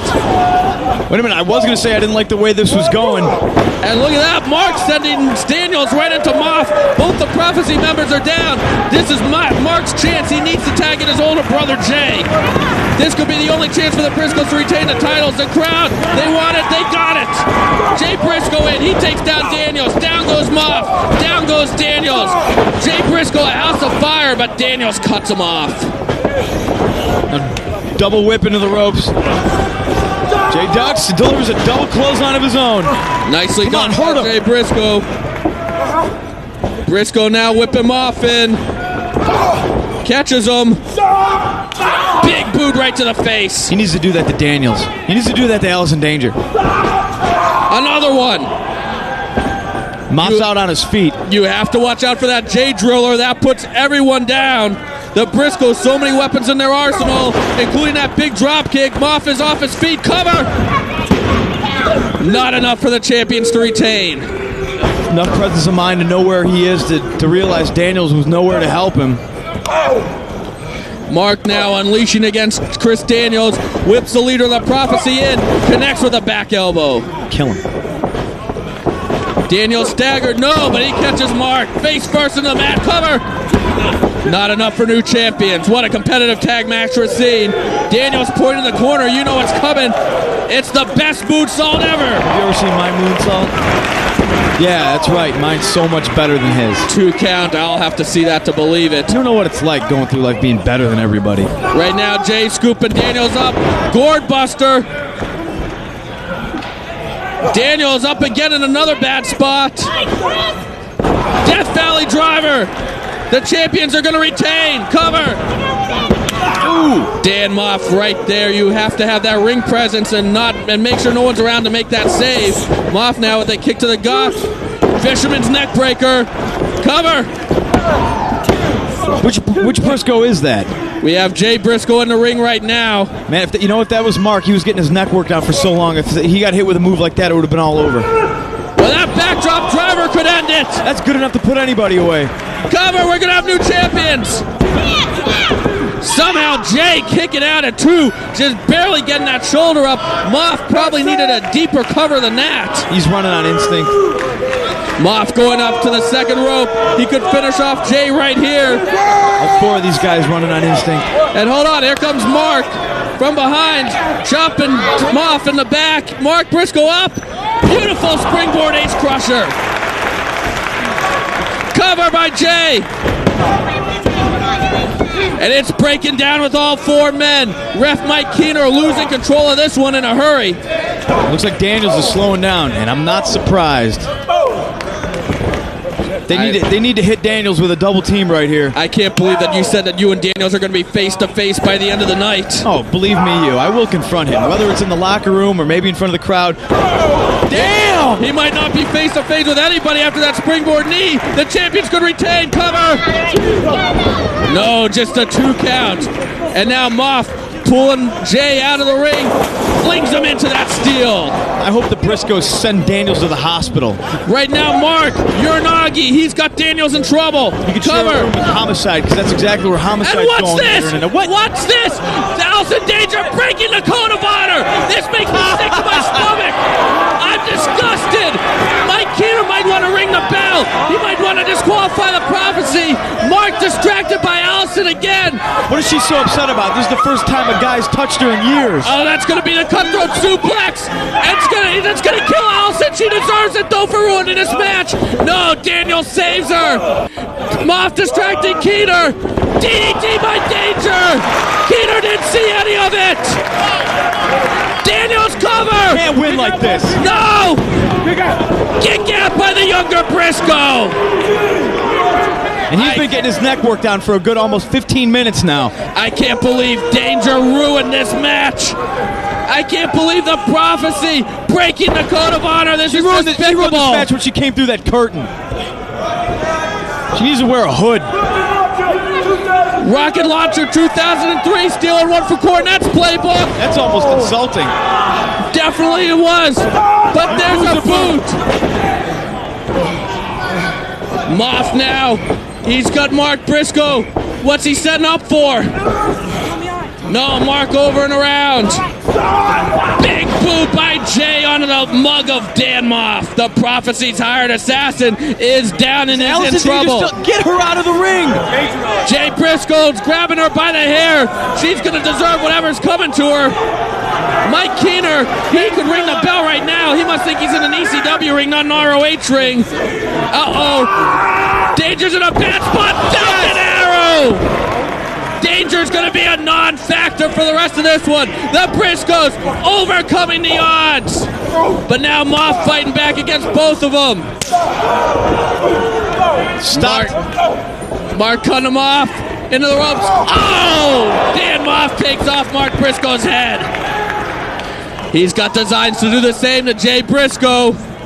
Daniels has been out for a while. The Briscoes need to capitalize on that. No Daniels means he can't save Moff if he's in a pinning predicament. Moff might be at a 2-on-1 disadvantage because Danger is going to be a non-factor. Oh, he's signaling it's time for the big lariat. Flapjack. There's one right out of Cornette's playbook, and the Briscoes hit it. Double slam. It's over. 20 more. The Briscoes, they're calling for it. Maybe Mark's going for that shooting star press. It pinned the ROH World Champion last night. No, hold on. Great leg strength. It's going to be the Doomsday device. Yes. Hey, if it worked for the Legion of Doom, it worked for the Briscoes. Damn it! Daniels just barely makes the save. Stepping in Zaguri, down goes Mark. Now we got another slugfest in the middle of the ring. Excuse me, that's Mark in there. Jay was knocked down before. I can't tell the difference between the two of them either. Mark going for that cutthroat suplex. No, Daniels back elbows blocks it. Something like that would kill Daniels. Angels wings. This could be it. New champions. Mark just barely made a save. Oh, both teams have come so close to victory. Can the Briscoes break the curse? STO cover. Not enough. Daniels has got to be at his wit's end trying to figure out what will put these two boys away. The Prophecy won all the titles back so they can get all the power. Could start right here against the Briscoes. No, Jay blocks the Angel Wings attempt. Jay now. No, Daniels blocks it. Jay avoids the Enziguri. Now he's got Daniels hooked. Jay Driller. Cover. The Briscoes retain. The Briscoes break the curse of the tag team. The Briscoes have defeated Samoa Joe and AJ Styles and the team of Chris Daniels and Dan Moff on consecutive nights. What tag team champions we have here, Jay and Mark Briscoe. Punk, do you realize how Mark has pinned Samoa Joe and Jay has pinned Christopher Daniels all in the same weekend? I don't think there's a curse behind these tag team titles at all. What just happened was Chris Daniels and his Prophecy simply got beat by the better team.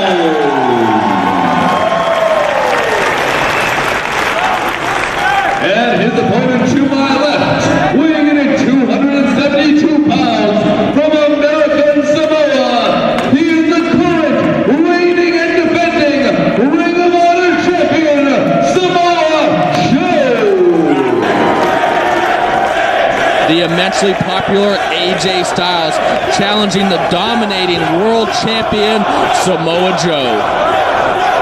Yeah, and I'm obviously interested in this because the world title's on the line. And there we see a nice handshake. I contemplated maybe running out there and... please don't. I'm not gonna. Because in Ring of Honor, of course I have no equal because I am better than everybody. I do respect these two because there's really no reason I shouldn't. They're both high-caliber athletes, although they're not in my caliber.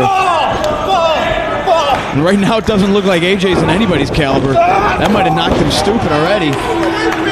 Joe aggressive from the beginning, but look at AJ taking him down with a Huna Karana. Joe ducks the kick, and Joe with a Huna Karana of his own. Anything you can do, I can do better, Joe's telling him right now. The ROH World Champion, he is so dominating. And just last night, Samoa Joe and AJ Styles were a tag team. The first time the World Champion teamed with the #1 Contenders Trophy. But the result was AJ Styles accidentally hitting Joe with that discus lariat, allowing Joe to get pinned by Mark Briscoe after a shooting star press. So there's a little issue going into this one. Well, and that's why they're shaking hands and going to settle it like men. AJ right off the bat picks Joe's leg. Joe sits out, and both men repeatedly sit out looking to gain an advantage, and right now it doesn't look like it's anybody's ball game. The world title's on the line. Both men will pull out all the stops. 1, 2. Samoa Joe obviously respects AJ Styles. That is why he just chose him as his tag team partner last night. AJ Styles, you know he respects everyone he steps in the ring with, especially the world champion Samoa Joe. Samoa Joe now working on that arm of AJ Styles. Styles winning the #1 Contenders Trophy in that absolute classic match of the year candidate against Bryan Danielson. What a match that was on November 1st. Samoa Joe worn down after a series of grueling title defenses, including Jay Briscoe at Tradition Continues and Chris Daniels at Glory by Honor 2. Daniels almost winning the title. I did mean to cut you off there. You like that, how you always said I didn't mean to cut you off? Hey. Well, I did mean to cut you off. It was signature Samoa Joe going on right there. A chop to the back, a kick to the chest, and AJ Styles obviously has the man well scouted, picked his leg again, and brought him down. If the action warrants it, I'm not going to complain. And what a matchup we have right here. AJ's trying to keep the man grounded. Now, Joe is a big boy. He's a very, very hard hitter. Arguably the two top players in ROH. There's AJ Styles with that athleticism. Big drop kick. Prettiest drop kick in the business right now. Cover. He only gets a 1. It's going to take more than that to defeat Samoa Joe. Joe, he can use the Island Driver, the Muscle Buster, or the choke to defeat you. AJ gets the big man up, drops the knee. And there's some classic AJ Styles. I'm actually surprised that he got Joe up for a slam so early. AJ Styles, he's going to go for that Styles Clash. He puts them all down with the Styles Clash, including CM Punk at Tradition Continues. What a great match that was, though. You're a comedian. And there's AJ just barely getting the champion over for a suplex. Yeah, but AJ already showing signs of weakness. AJ is by no means a weak individual, but he's not going to get a lateral press on Samoa Joe. Joe's just too big. Samoa Joe's a big bruiser. I wouldn't be surprised to... Ooh! AJ trying that discus lariat. Joe cut him off. Oh, AJ sent hard to the floor. That could be a big turning point in this match. The first big turning point. The referee is at the referee's discretion right now. If AJ's out, if he can't get back in the ring, Paul Turner could call this. There are no countouts here, but the referee can disqualify you for being on the floor for too long. And AJ definitely shaken up, perhaps the wind knocked out of him from that hard fall to the floor. But Paul Turner doesn't want to see anybody hurt, and if AJ's hurt, he's not going to let him continue. And AJ's definitely struggling to get to his feet. And Joe, what's he doing? The big man flies, wipes out AJ, but almost takes himself out in the process. He landed hard. Damn near 300 pounds. Missile of plancha straight out the ring, and it looked like Joe whacked his head not only on the ground, but on that guardrail. Don't forget, Mark Briscoe will face the winner of this match at Final Battle 2003 when the stars of All Japan Pro Wrestling, including the great Muta and Kojima, invade ROH. Oh, did you see that chop? AJ once again hard to the floor. You got no choice but to go hard to the floor. Joe chops you. He's setting up for his Olay kick right now. Now, Joe's in his happy place right now. He thinks he's got everything wrapped up. That's the thing about AJ Styles. He's so athletic, he does things other men can't do.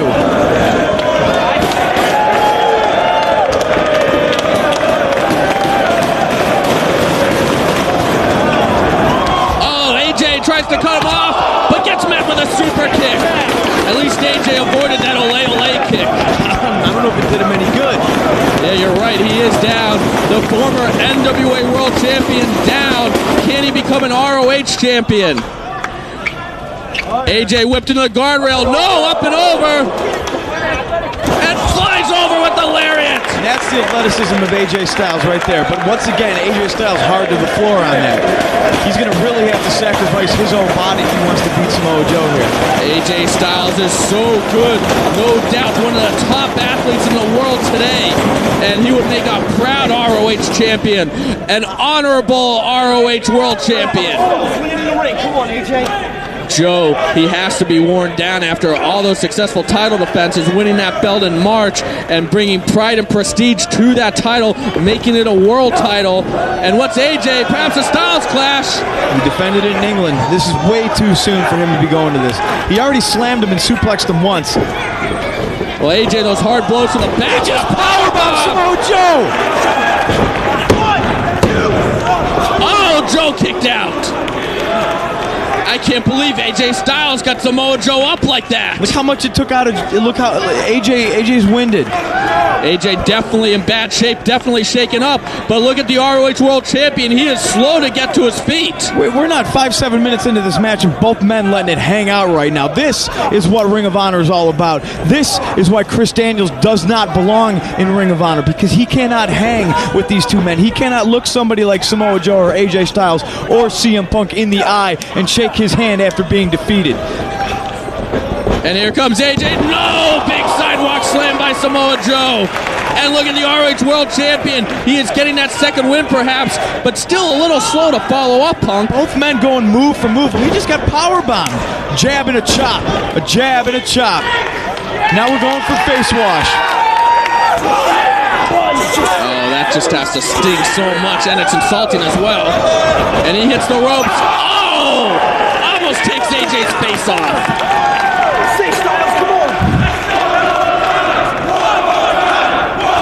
Fans want to see it one more time. How popular is AJ Styles now?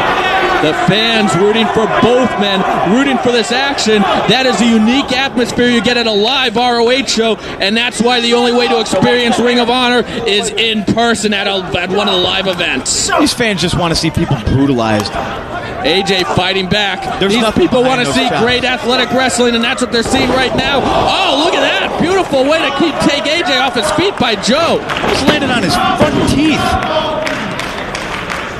I can't believe how hard these guys are hitting each other already. AJ powerbombed him a couple minutes ago. Well, when the ROH World title is on the line, you will put everything you have into the match. I'm not so sure Joe's ever been powerbombed before. Very impressive. There's a receipt. Yup. Not enough. Uh-oh. STO. Excuse me. STF, genius, and AJ is in a bad position right now. The STF, look at that. It wrenches at the knee. It cranks at your neck. And look at Joe covering the eyes of AJ. Oh, he just grapevined his arm. Oh, AJ being stretched in so many different ways right now. He's got to get to the ropes. I don't think AJ realizes he just has to back up a little to get in them. And there he goes. He's pushing himself back. See, I think that was a mistake. That was a mistake. If Joe kept his leg locked, it would have been a lot harder for AJ to back up. Joe definitely needs to get AJ in the middle of the ring if he's going to try a hold like that. You cannot be too close to the ropes. AJ slow to get to his feet again. Joe looking absolutely dominating. That's painful and insulting, and AJ's not going to take it. Joe goes to the eyes. He might be getting a little desperate to pull out something like that. Not normally something you see from Samoa Joe. And Joe hooking him in a waistlock, looking for a suplex. Yeah, AJ fights out again.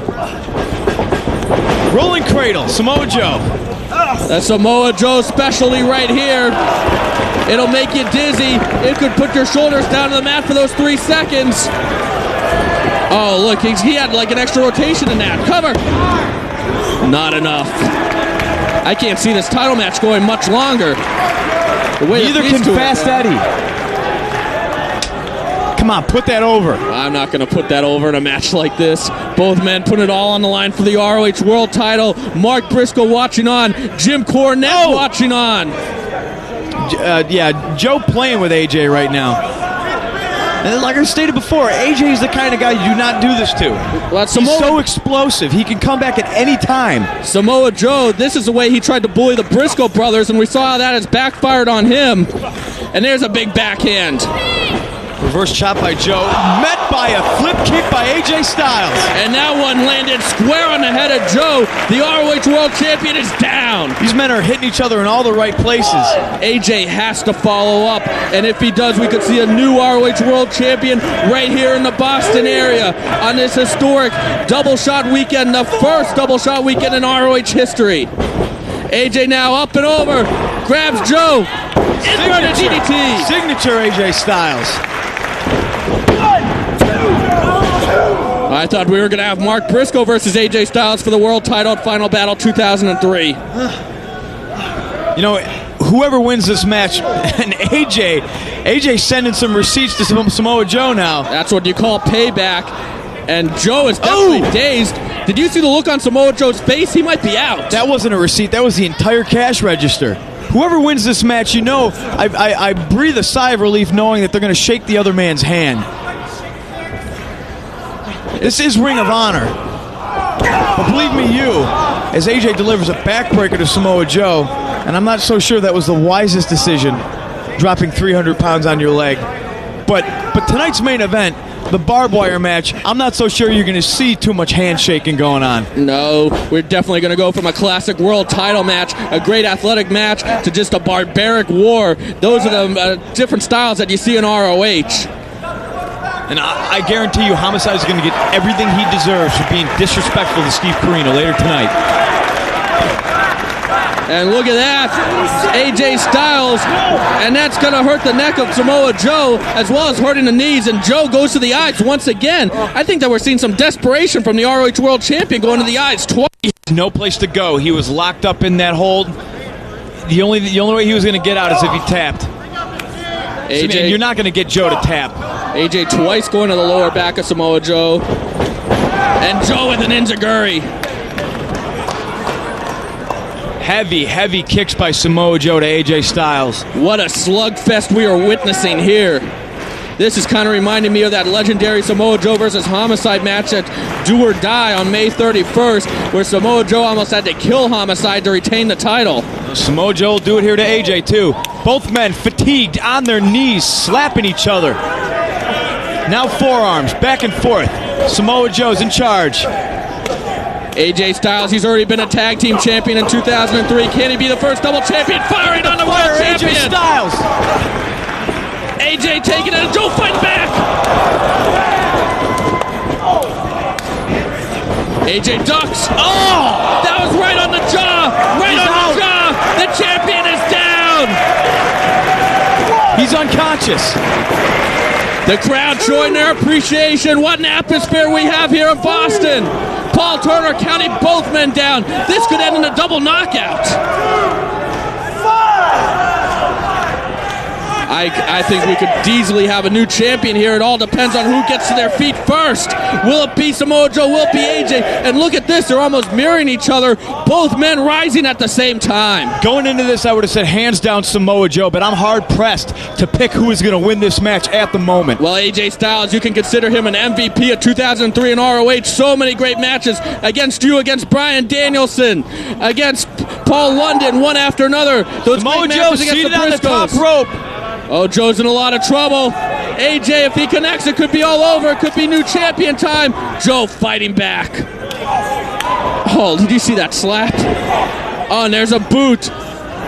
Joe now controlling the challenger. What's now he setting AJ up for? fighting. Both men looking desperate. And Joe ducked. And AJ's got him. AJ, if he can hook those arms. Yes, he's got one. He's got the other. Styles clash. New champion coming up.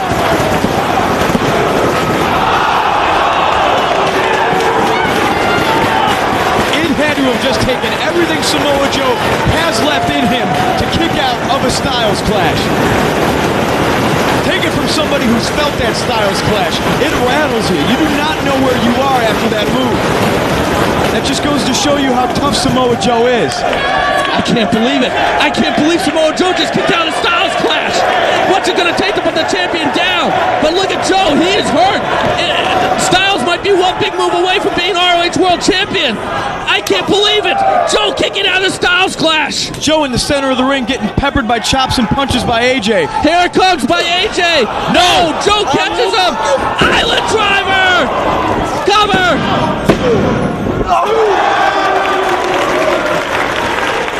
Oh, it's AJ Styles kicking out of the Island driver. That is what put Chris Daniels and so many others down. The atmosphere in this building right now is absolutely electric. Both men running on instinct and adrenaline as Samoa Joe gives high knees to the face of AJ Styles. AJ staggered. Discus clothesline. He's got to make the cover, Lovey. Both men battered. Both men bruised. It's going to be all about who can get that one big move, and AJ might have gotten it. No, what's he going for? He's going up top. He's got to pull all the tricks out for this one. AJ knows he's only one big move away from being ROH World Champion. I haven't seen him use it in a while, but Samoa Joe stops that from happening.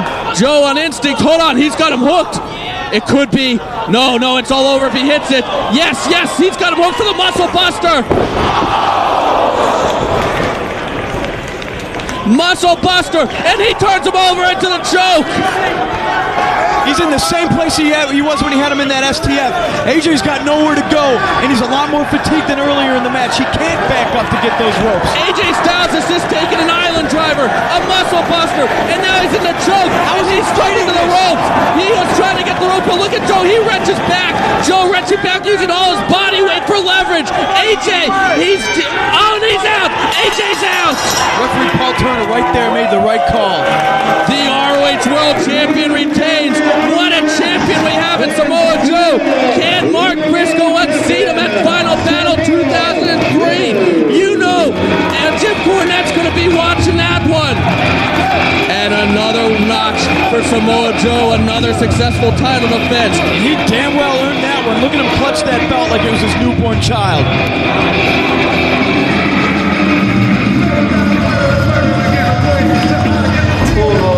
We are the best. Look at what we did to that SAT and the Carnage Crew. Innovative tag team. Oh wait, and those blue collar stiffs. Listen. While you just spending your money on hotel bills, waiting for the rent check to come in, I'm sitting home going on my Escalade. You know what? That my grandmother bought me. My grandmother bought me that. And what'd your grandmother get you? Nothing. Probably debt. I think we're missing somebody, dude. Yo, who? We got the chicks here. That's what I noticed. Astro? Snoopy. No. Angel Dust? Chicks, dude. Oh, Becky. Yeah. She's still a Raven. Yo, you think he took what we gave him? Oh. You damn right. That was a good start. What do you think they did? Dude, you just got that new car. Let's go to a party or something. Get dressed, man. Get dressed.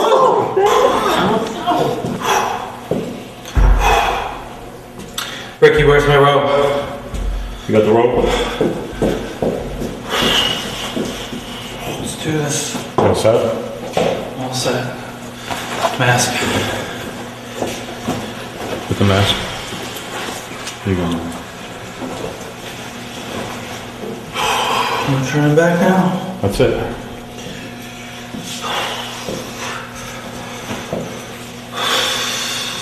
In and out. Make it fast. Make it brutal.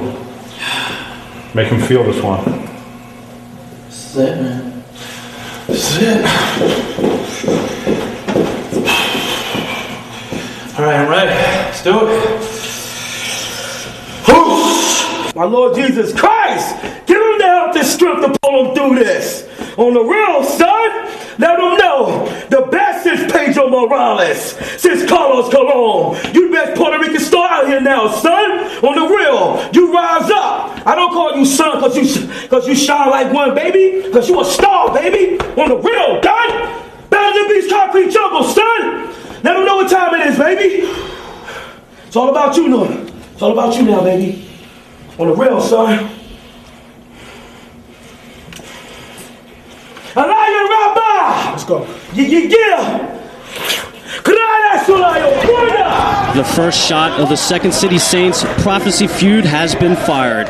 While the barbed wire was being set up, CM Punk once again threatened to ruin the main event if he didn't find out who attacked Lucy. He pointed fingers at the Prophecy and Christopher Daniels answered. The end result was Punk laying out Daniels with Daniels' own finishing maneuver, the Last Rites. The war is on.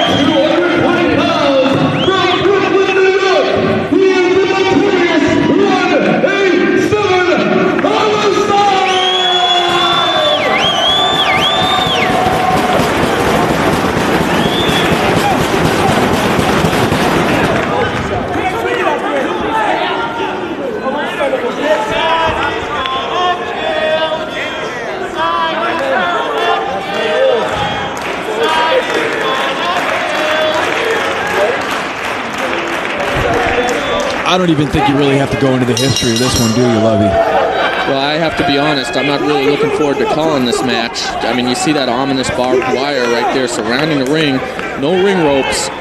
Anything goes in this one. And in being serious, in all honesty, it does. I mean, just look at that. Look at that picture right there. It looks like a war zone already. We're going to see people bleed in this one. We're going to see people get hurt. No handshakes. We're going to see careers change forever in this one. We're going to witness a match that I never thought that you would see in ROH. Think about it. Barbed wire was invented to keep cattle in and to keep thieves out. Barbed wire will rip you to ribbons, believe me. I've seen Steve Carino in barbed wire matches before against the likes of Terry Funk. Now, Homicide's no stranger to barbed wire himself. Obviously, he came dressed to fight. I have to admit that I have butterflies in my stomach right now. I'm a little nervous watching this match, thinking of what these two men are going to do to each other. Homicide backing Carino in. Now, Carino's got to be mindful of where he is right now. Carino's too close. Whoa! Carino just fell out of the ring, Lovey. That's what I'm talking about. The match is so dangerous. If there were ring ropes there, that would not have happened. He's on his feet. Did he hit the wire at all? No, he did not hit the wire, but he took a rough fall to the floor.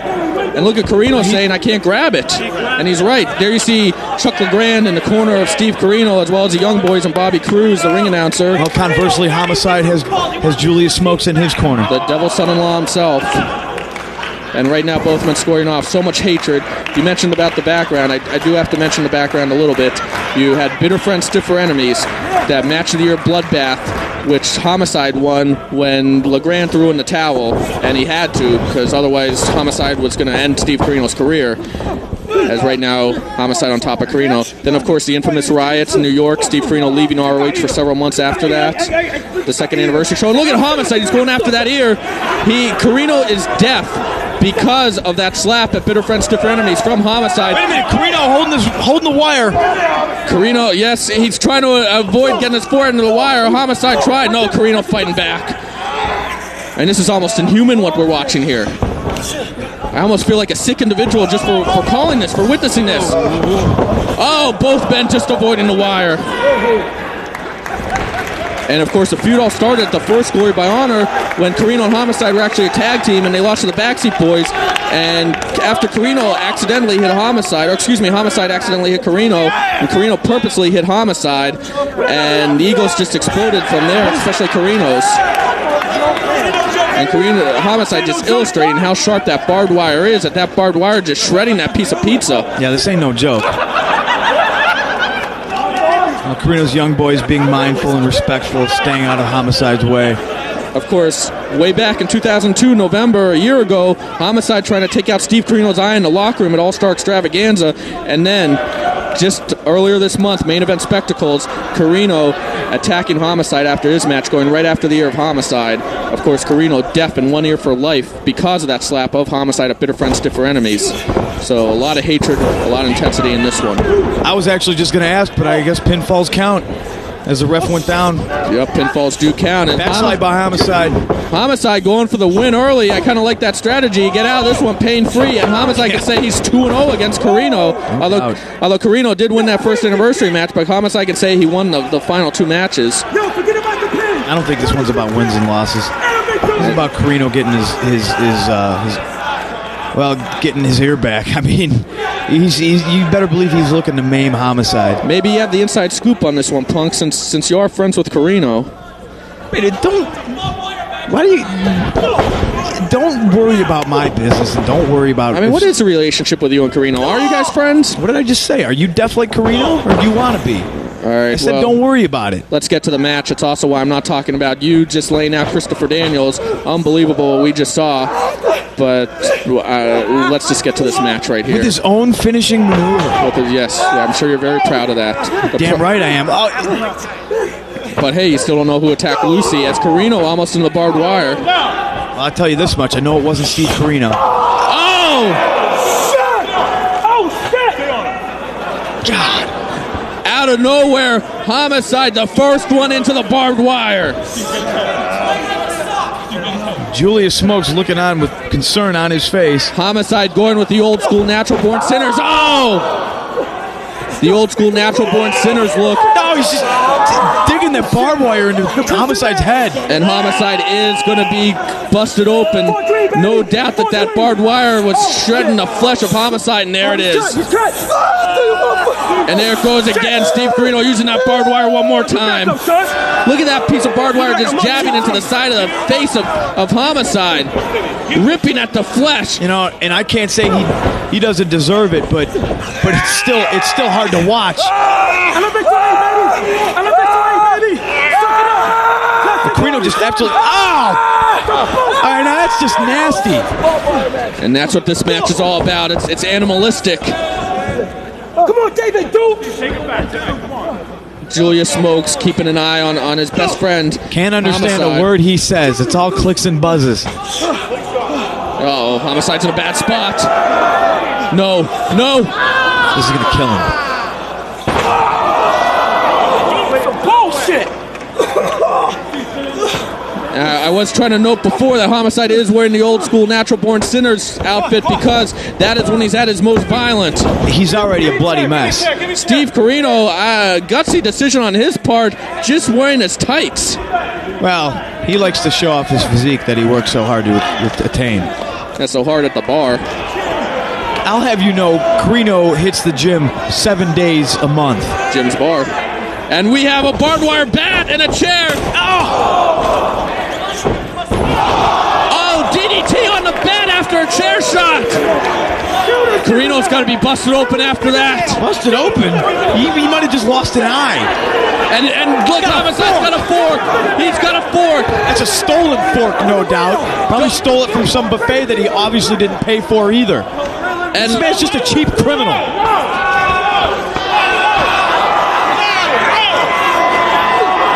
Homicide stabbing Corino. Homicide used that fork on Corino. Corino actually used a fork on Homicide almost a year ago. And look at Homicide just butchering Steve Corino. Oh, look at the crimson is flowing. Both men are going to need stitches after this one. They knew about it going in, but they hate each other so much that they're willing to make that sacrifice in order to cause pain on their opponent. Corino smartly avoids the barbed wire. Instead, he tastes that steel. Both men bleeding buckets. Already, both men bleeding. I guess it's to be expected in a barbaric match like this. And Homicide, you know that he has to be enjoying this. He hates Steve Corino. Oh, he went right for the ear there. He went right for Corino's ear. Julius Smokes taunting Corino. You know, Homicide, he has to be having the best time of his life right now. He remembers that Steve Corino cost him that chance at Final Battle 2002. He knows that Corino attacked him at Main Event Spectacles. He's going for his retribution right here. Retribution? You took the man's hearing. That's a big difference between helping him lose a match. And he looks like he's not just trying to take the hearing, but trying to take the entire ear of Steve Corino right now. I didn't think anything could surpass the brutality we saw at Bitter Friends, Stiffer Enemies. No. Oh, stops that bat right in the side of the head of Corino. I can't believe what we're seeing. This is barbaric. He's done enough damage to that ear. You might not ever see anything like this in Ring of Honor again. I'm getting a little sick to my stomach, I have to admit it. Oh, once again, Homicide going after that ear of Corino. I think Corino's bleeding from the ear. Of course he's bleeding from the ear, genius. He just stomped the barbed wire bat in the side of his head. You know, Corino's got a 6-year-old kid. And he is in attendance. Colby Corino watching this right now. Oh, he's just raking his head across the barbed wire. That barbed wire, it's piercing, it's cutting, it's stabbing into the flesh of Steve Corino. You see Charlie the Grand looking on right there. I have to admit, I don't like Steve Corino myself. He has no respect for Ring of Honor, or most importantly, the Ring of Honor fans. What do you know? Look what this man's doing. Well, he hates the Ring of Honor fans. The point I was going to make is that even though I hate Steve Corino myself, I don't want to see any person subjected to this kind of brutality. And Homicide has that bat wrapped in barbed wire. Oh, across the top of the head! Is there anything he won't do? I'm almost speechless. Yeah. Don't go for a pinfall victory. You're disgusting, Homicide. A low blow by Carino.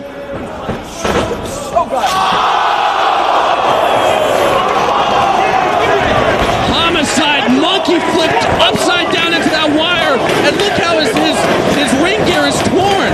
Can you imagine if that barbed wire is shredding fabric like that? What it does to human flesh? What it does to your skin? I guarantee you, it's not just his gear that's torn. That barbed wire went straight through and cut his legs. I guarantee you.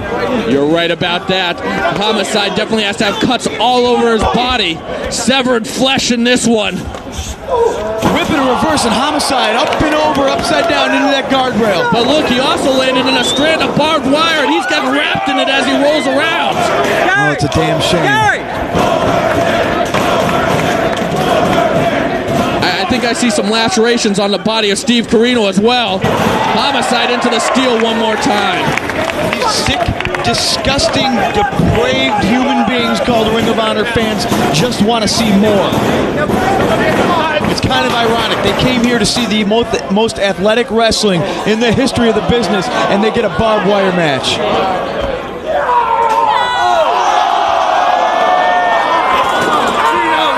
That wire has to be digging into the back of Homicide's knees right now. That could cut a ligament. Homicide's helpless. No, Carino's going to kill him. And Julius Smokes comes to the aid of Homicide. Charlie Graham right in the face of Julius Smokes. No code of honor in this one, obviously, and Julius Smokes had to save his friend there. Oh, look at Carino going right for the nuts of Homicide. He hit him low. Oh, Homicide had to get out of that predicament. And look at Carino bleeding from the ear, bleeding from the forehead. A few minor cuts on his body. Homicide has to be bleeding all over his body after tasting a barbed wire. Also lacerated in the forehead. And we still haven't even seen that barbed wire table. I fear that the worst is yet to come in this one. I do have to mention real quick, we have to pay the bills around here. ROHWrestling.com, RFvideo.com, 215-891-9404 for all your wrestling video needs. Over 5,000 tapes from every promotion you can think of, every wrestler you can think of. ROHWrestling.com, RFvideo.com. Carino sent into the corner.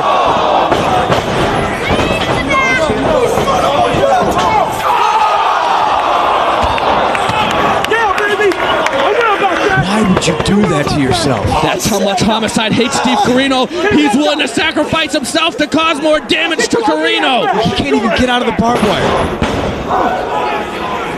That is how much Homicide hates this man. Steve Carino hates Homicide so much that he's willing to risk everything, his Japan career, to be in this match, to even the score against Homicide, to get one up on him. One of the most legendary feuds in ROH history is going to end right here, and I hope it ends soon, or else both men are going to have their careers ended in this one. Look at Homicide, he's positioning that table. I almost can't watch this anymore. I agree with you, Punk. I know what's going through both men's heads. The sight of your own blood it does something to you. Trust me. What a violent weekend it's been for ROH. First that steel cage match he had against Raven last night, and now this. Uh-oh. Homicide hooks Carino for a suplex. The table's coming in play. No, Carino blocks it. Carino saves his career. No. Homicide blocks that. Homicide blocked it. Headbutt.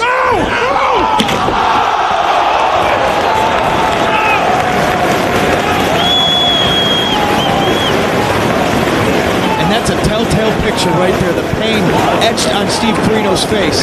Carino T-bone suplex through the table, wrapped in barbed wire. The barbed wire once again piercing the flesh of Steve Carino. Cover. You know, I want to take a minute right now to address some fans that may criticize Ring of Honor, because Ring of Honor is supposed to be about athletic contest and wrestling as an art form, but you got to understand, you get a locker room full of different-minded individuals like these two. Kamikaze! Cover! Could be all over! No, who's going to win? What's going to happen when you get a locker room full of guys like this? It looks like Carino's going for the Cobra hold.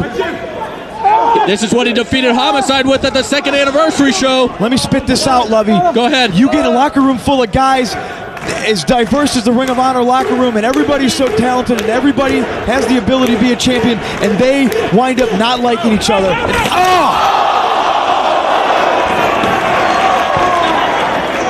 And tempers flare and feuds develop, and this is, unfortunately, the only way to solve them.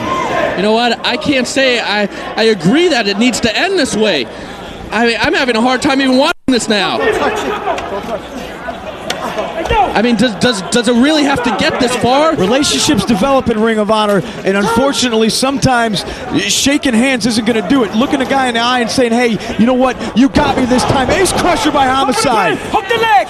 Cover. He barely escaped. I'm almost hoping this one ends soon. Sometimes it just doesn't cut it. Sometimes you just can't suck it up. You hate somebody so much, you can't look them in the eye and say you're the better man. You just want to hurt them. You want to put them out so they never have the chance to beat you again. Well, you speak from experience there, CM Punk after. Oh my God. Oh my God. That hit Steve right in the head. We might have to stop it. Mike Keener, he was brought in for the show because he's an expert at these barbed wire matches, and he has to make a judgment call. He might have to stop this one.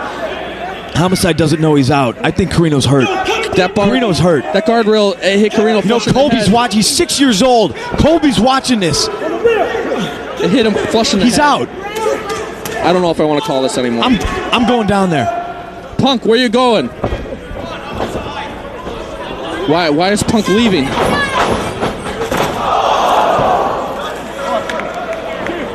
Ray Morrow's joining me now. I've been watching this. I'm almost speechless at what I'm seeing here. I think I'm going to vomit after this match, to be honest with you, Ray. This is just sickening. I mean, this is going beyond the bounds of professional wrestling, beyond the bounds of Ring of Honor. And what are the young boys in Chuck LeGrand doing now? They're setting up something. They got that guardrail that was in there, and they're placing it on four chairs there. Another weapon.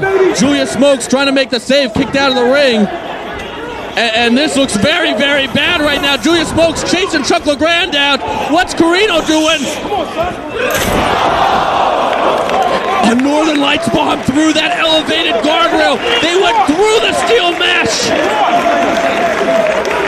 Careers are going to shorten. Careers could end right here tonight in Boston in the first ever, and I hope only ever, no rope barbed wire match in Ring of Honor. And both these guys laying prone. I can't believe they're getting up. This is nothing but a contraption of death here with this barbed wire and all these objects and everything. The double shot weekend, a weekend of grudge matches. And we saw it with Raven and Punk last night. And Carino irate. We're seeing it with Carino and Homicide. It's about careers ending. And you were right in the beginning. This is definitely changing the scope of Ring of Honor. A match like this. He's already hurt. Just beat him. He's hurt. Just beat him. I mean, this is the showdown right here. All right, I have to put my personal feelings aside and just call this one now, because it has to end soon. It just has to. Homicide now. Oh, baseball slide. Takes out the legs of Carino. Shining Wizard, Carino down. This could be it. Go for the cover. Oh, no. That's it. This is what made Chuck LeGrand throw in the towel on bitter friends, stiffer enemies. Carino with that injured neck and shoulder. Homicide trying to wrench it in. Chuck LeGrand might have to throw in the towel again. What, has he got a towel? He's going to that bag. What does he have? I bet you he's got a towel. I bet you he's going to throw it in again because Carino's got nowhere to go. Throw it in. Wait a second. What the hell's that? It's rubbing alcohol. My God, Lovey. Rubbing alcohol right into the eyes of Homicide. And look at Carino. It going into all the open wounds on Carino's body, and it's stinging Carino too. But the goal was accomplished. The hold was broken. And wait, we got a skirmish on the outside.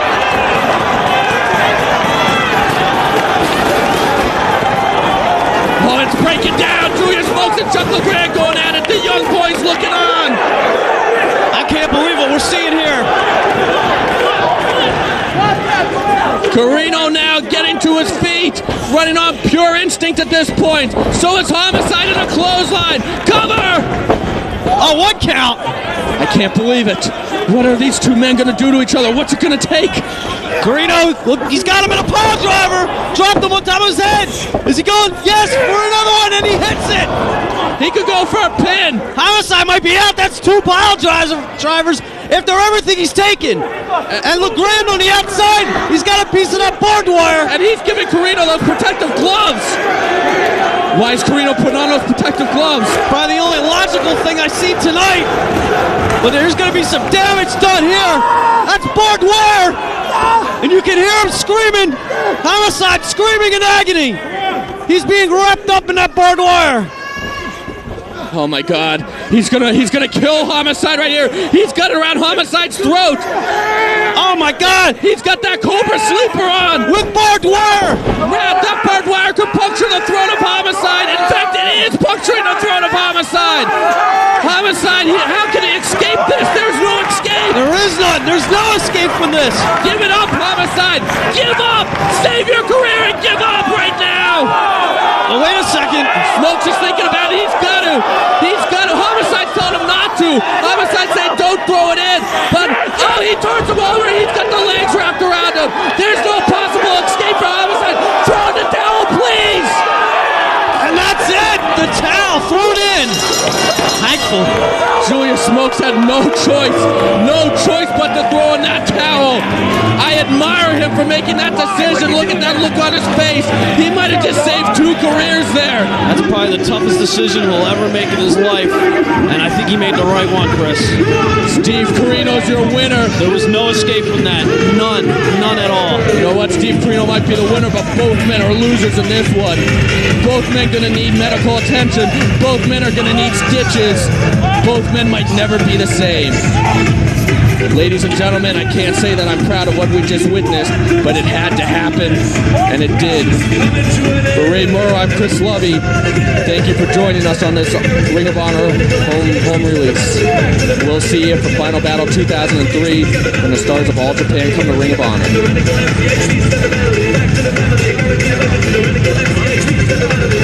2, 3, 5!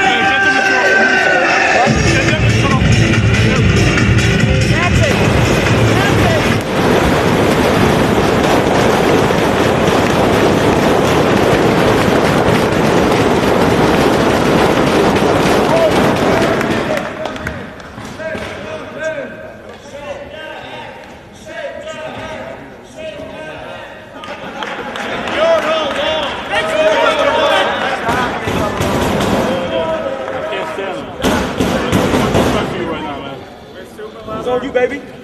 It's on you, baby. It's on you, son. What's up?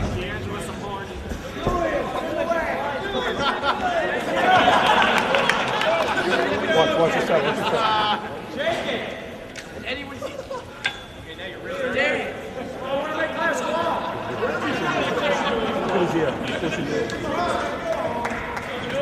Shake it. He's gonna have that forever. That's you right there. He's gonna carry that forever. That's you. That's forever. That's you.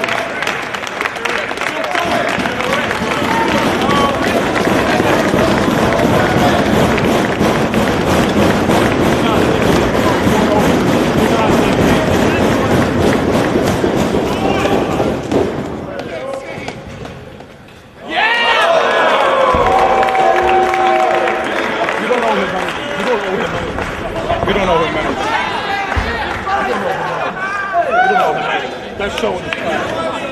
That's the level. Fucked up.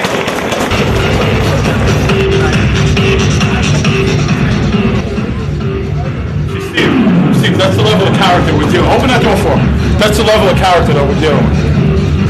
That's what it's come down to. You're not dealing with a person out there. You're not dealing with a person. You're dealing with an animal. You know what? You were more animal than that. And that's why he couldn't shake your hand, because he can't handle that. He can't handle that. No more. Everyone talks about your ego, but it's his ego. It's over. He can't handle it. You won. You won. It didn't have to come to this. Get a good look, because that's the winner right there. Homicide, I tried to make amends. You probably got in your way. If Smokes didn't throw the towel, I would have killed you tonight. I hated you that much going into this match that I would have killed you. I would have went to jail for the rest of my life, but it would have been worth it. I would have killed you. Because that's the only way to get rid of you. You have no respect. I fought you. and what you wanted. And now, I came out on top. It's the most brutal match I've ever been through. Parts of my body hurt that I don't even know. We gotta get to the doctor. Homicide, you had a chance to end it tonight and you didn't. What's it gonna take? What's it gonna take? All right, come on, save your energy. We gotta get out of here. We gotta get you to a doctor. I told you earlier, you would. And I protected my... You did. I know. You're right. Yeah. I can't do this anymore. That's it. No more hardcore. You won. It doesn't matter, you won. And he showed everyone what he's all about. He could have shook your hand there and ended it with clap. But he can't do that because he can't accept the fact that you're just better. He can't accept the fact that you're better than all of Ring of Honor. What? This is what Ring of Honor's got. This is what I gotta look forward to every time I come to Ring of Honor. No, you don't have to come back here. You're calling the shots. This is all on you. You don't have to come back here. What more do you have to prove after tonight? Homicide. Like you said it yourself, you would have killed him tonight. I got nothing left to prove to you, man. Be a man. Shake my hand. I won this feud. You want one more? You want two more? Too bad. I'm not coming back. I think we're done. Okay? Thanks. This doesn't look good. We gotta get that cleaned out. He's all right, Cole. Hello and welcome to a very special Good Times, Great Memories. I'm your host, Cole Cabana. What a show we have for you tonight. CM Punk, my straight edge partner, Second City State's going to be here a little bit later, but tonight we have two of the greatest shining stars in the business today, and I'll tell you what, you think Colt, you're thinking at home, you just do it on the fly, you're a natural, you know what's going on wrong. I've been doing my homework. I've been going to Senorita El Santiago's house, taking Spanish lessons, and that was a hint, yes, because tonight we have two very special guests. I'm going to welcome you, El Announce Team del Español. Boys, Pero yo no sabía lo que le iba a pasar. Chulo. Elcito, Jose. Jose. I don't know. Elcito. Boys. Elcito, beautiful. Now, ¿Cuál es el menudo? We know English. Okay? This is great. You're kidding me. Yeah, man. What are you guys think? Oh, this is great. I had these cue cards made up because I didn't know. And thank you, sir, for holding these cue cards. What else we got there? I don't even need those I'm anymore. getting paid for this, right? That's just beautiful. That's wrong. Throw them away. Just throw them away. We don't even need them. You guys speak English. This is great. Oh, I've got so many questions for you. My head's not even stressed anymore. Okay, first question these people at home want to know, and how is El Rojo doing? And for those of you who don't, Espanol, speak LL, that means red. And, they're related to him. I'm talking about Rojo, your buddy Red. How's he doing? Better. He should be back hopefully next summer. Touchy subject? Yeah, man. Yeah. Yeah, his surgery already. He should be alright. He's doing good, huh? Next summer. Beautiful. But, getting into the subject with Red, not to skip a while. Hey, man, you're my guest. You talk. Well, hay dos hombres, man, dos. This is two guys in particular that, I said, we blame, we blame the most, and we kind of have a grudge against them because this is supposed to be our friends, our amigos, our boys, you know what I mean? That's it. But don't get scared, I'm getting a little excited. Mm-hmm. Now let them know who those two guys are that we hold responsible for what happened to us. Hermanos Canales. Oh, yeah. Brothers. Briscoes. Yeah, we're talking about the Briscoes. Guys, that's interesting because I was going to bring up a point. Okay, you guys now have a title shot. Yes, we are. Against the Briscoes. You are the number one contenders. You have a title shot, and now the Briscoes, you hold responsible for El Rojo. What does this mean in your match against the Briscoes coming up in the future? Well, you know what? The Briscoes took away from wrestling business one of the greatest stars, and that's my cousin Red. Rojo. And besides that, he took him away from our family meetings, that's it. You know that's important to my dad and my mother? That we can't even sit at the dinner table with my cousin because his knee hurts. And we hold you Briscoes responsible for all this drama, for all this. Oh, I can't even speak no more. It's okay. It's okay. I understand. You know what, Briscoes? You better hold on to those tag titles. for dear life. Because when we come for them, we're going to take them. Guaranteed.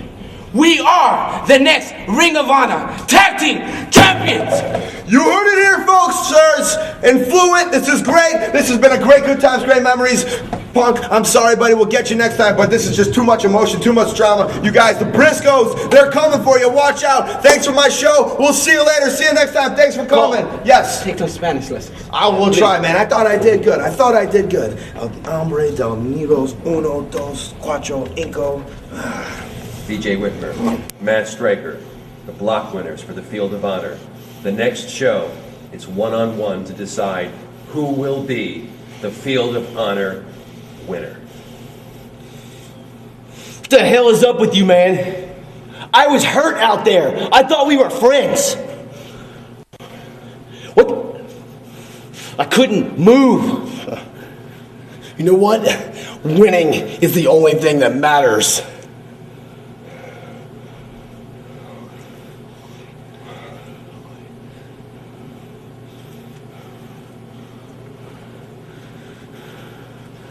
Fine. That's the way you want to play it? Fine.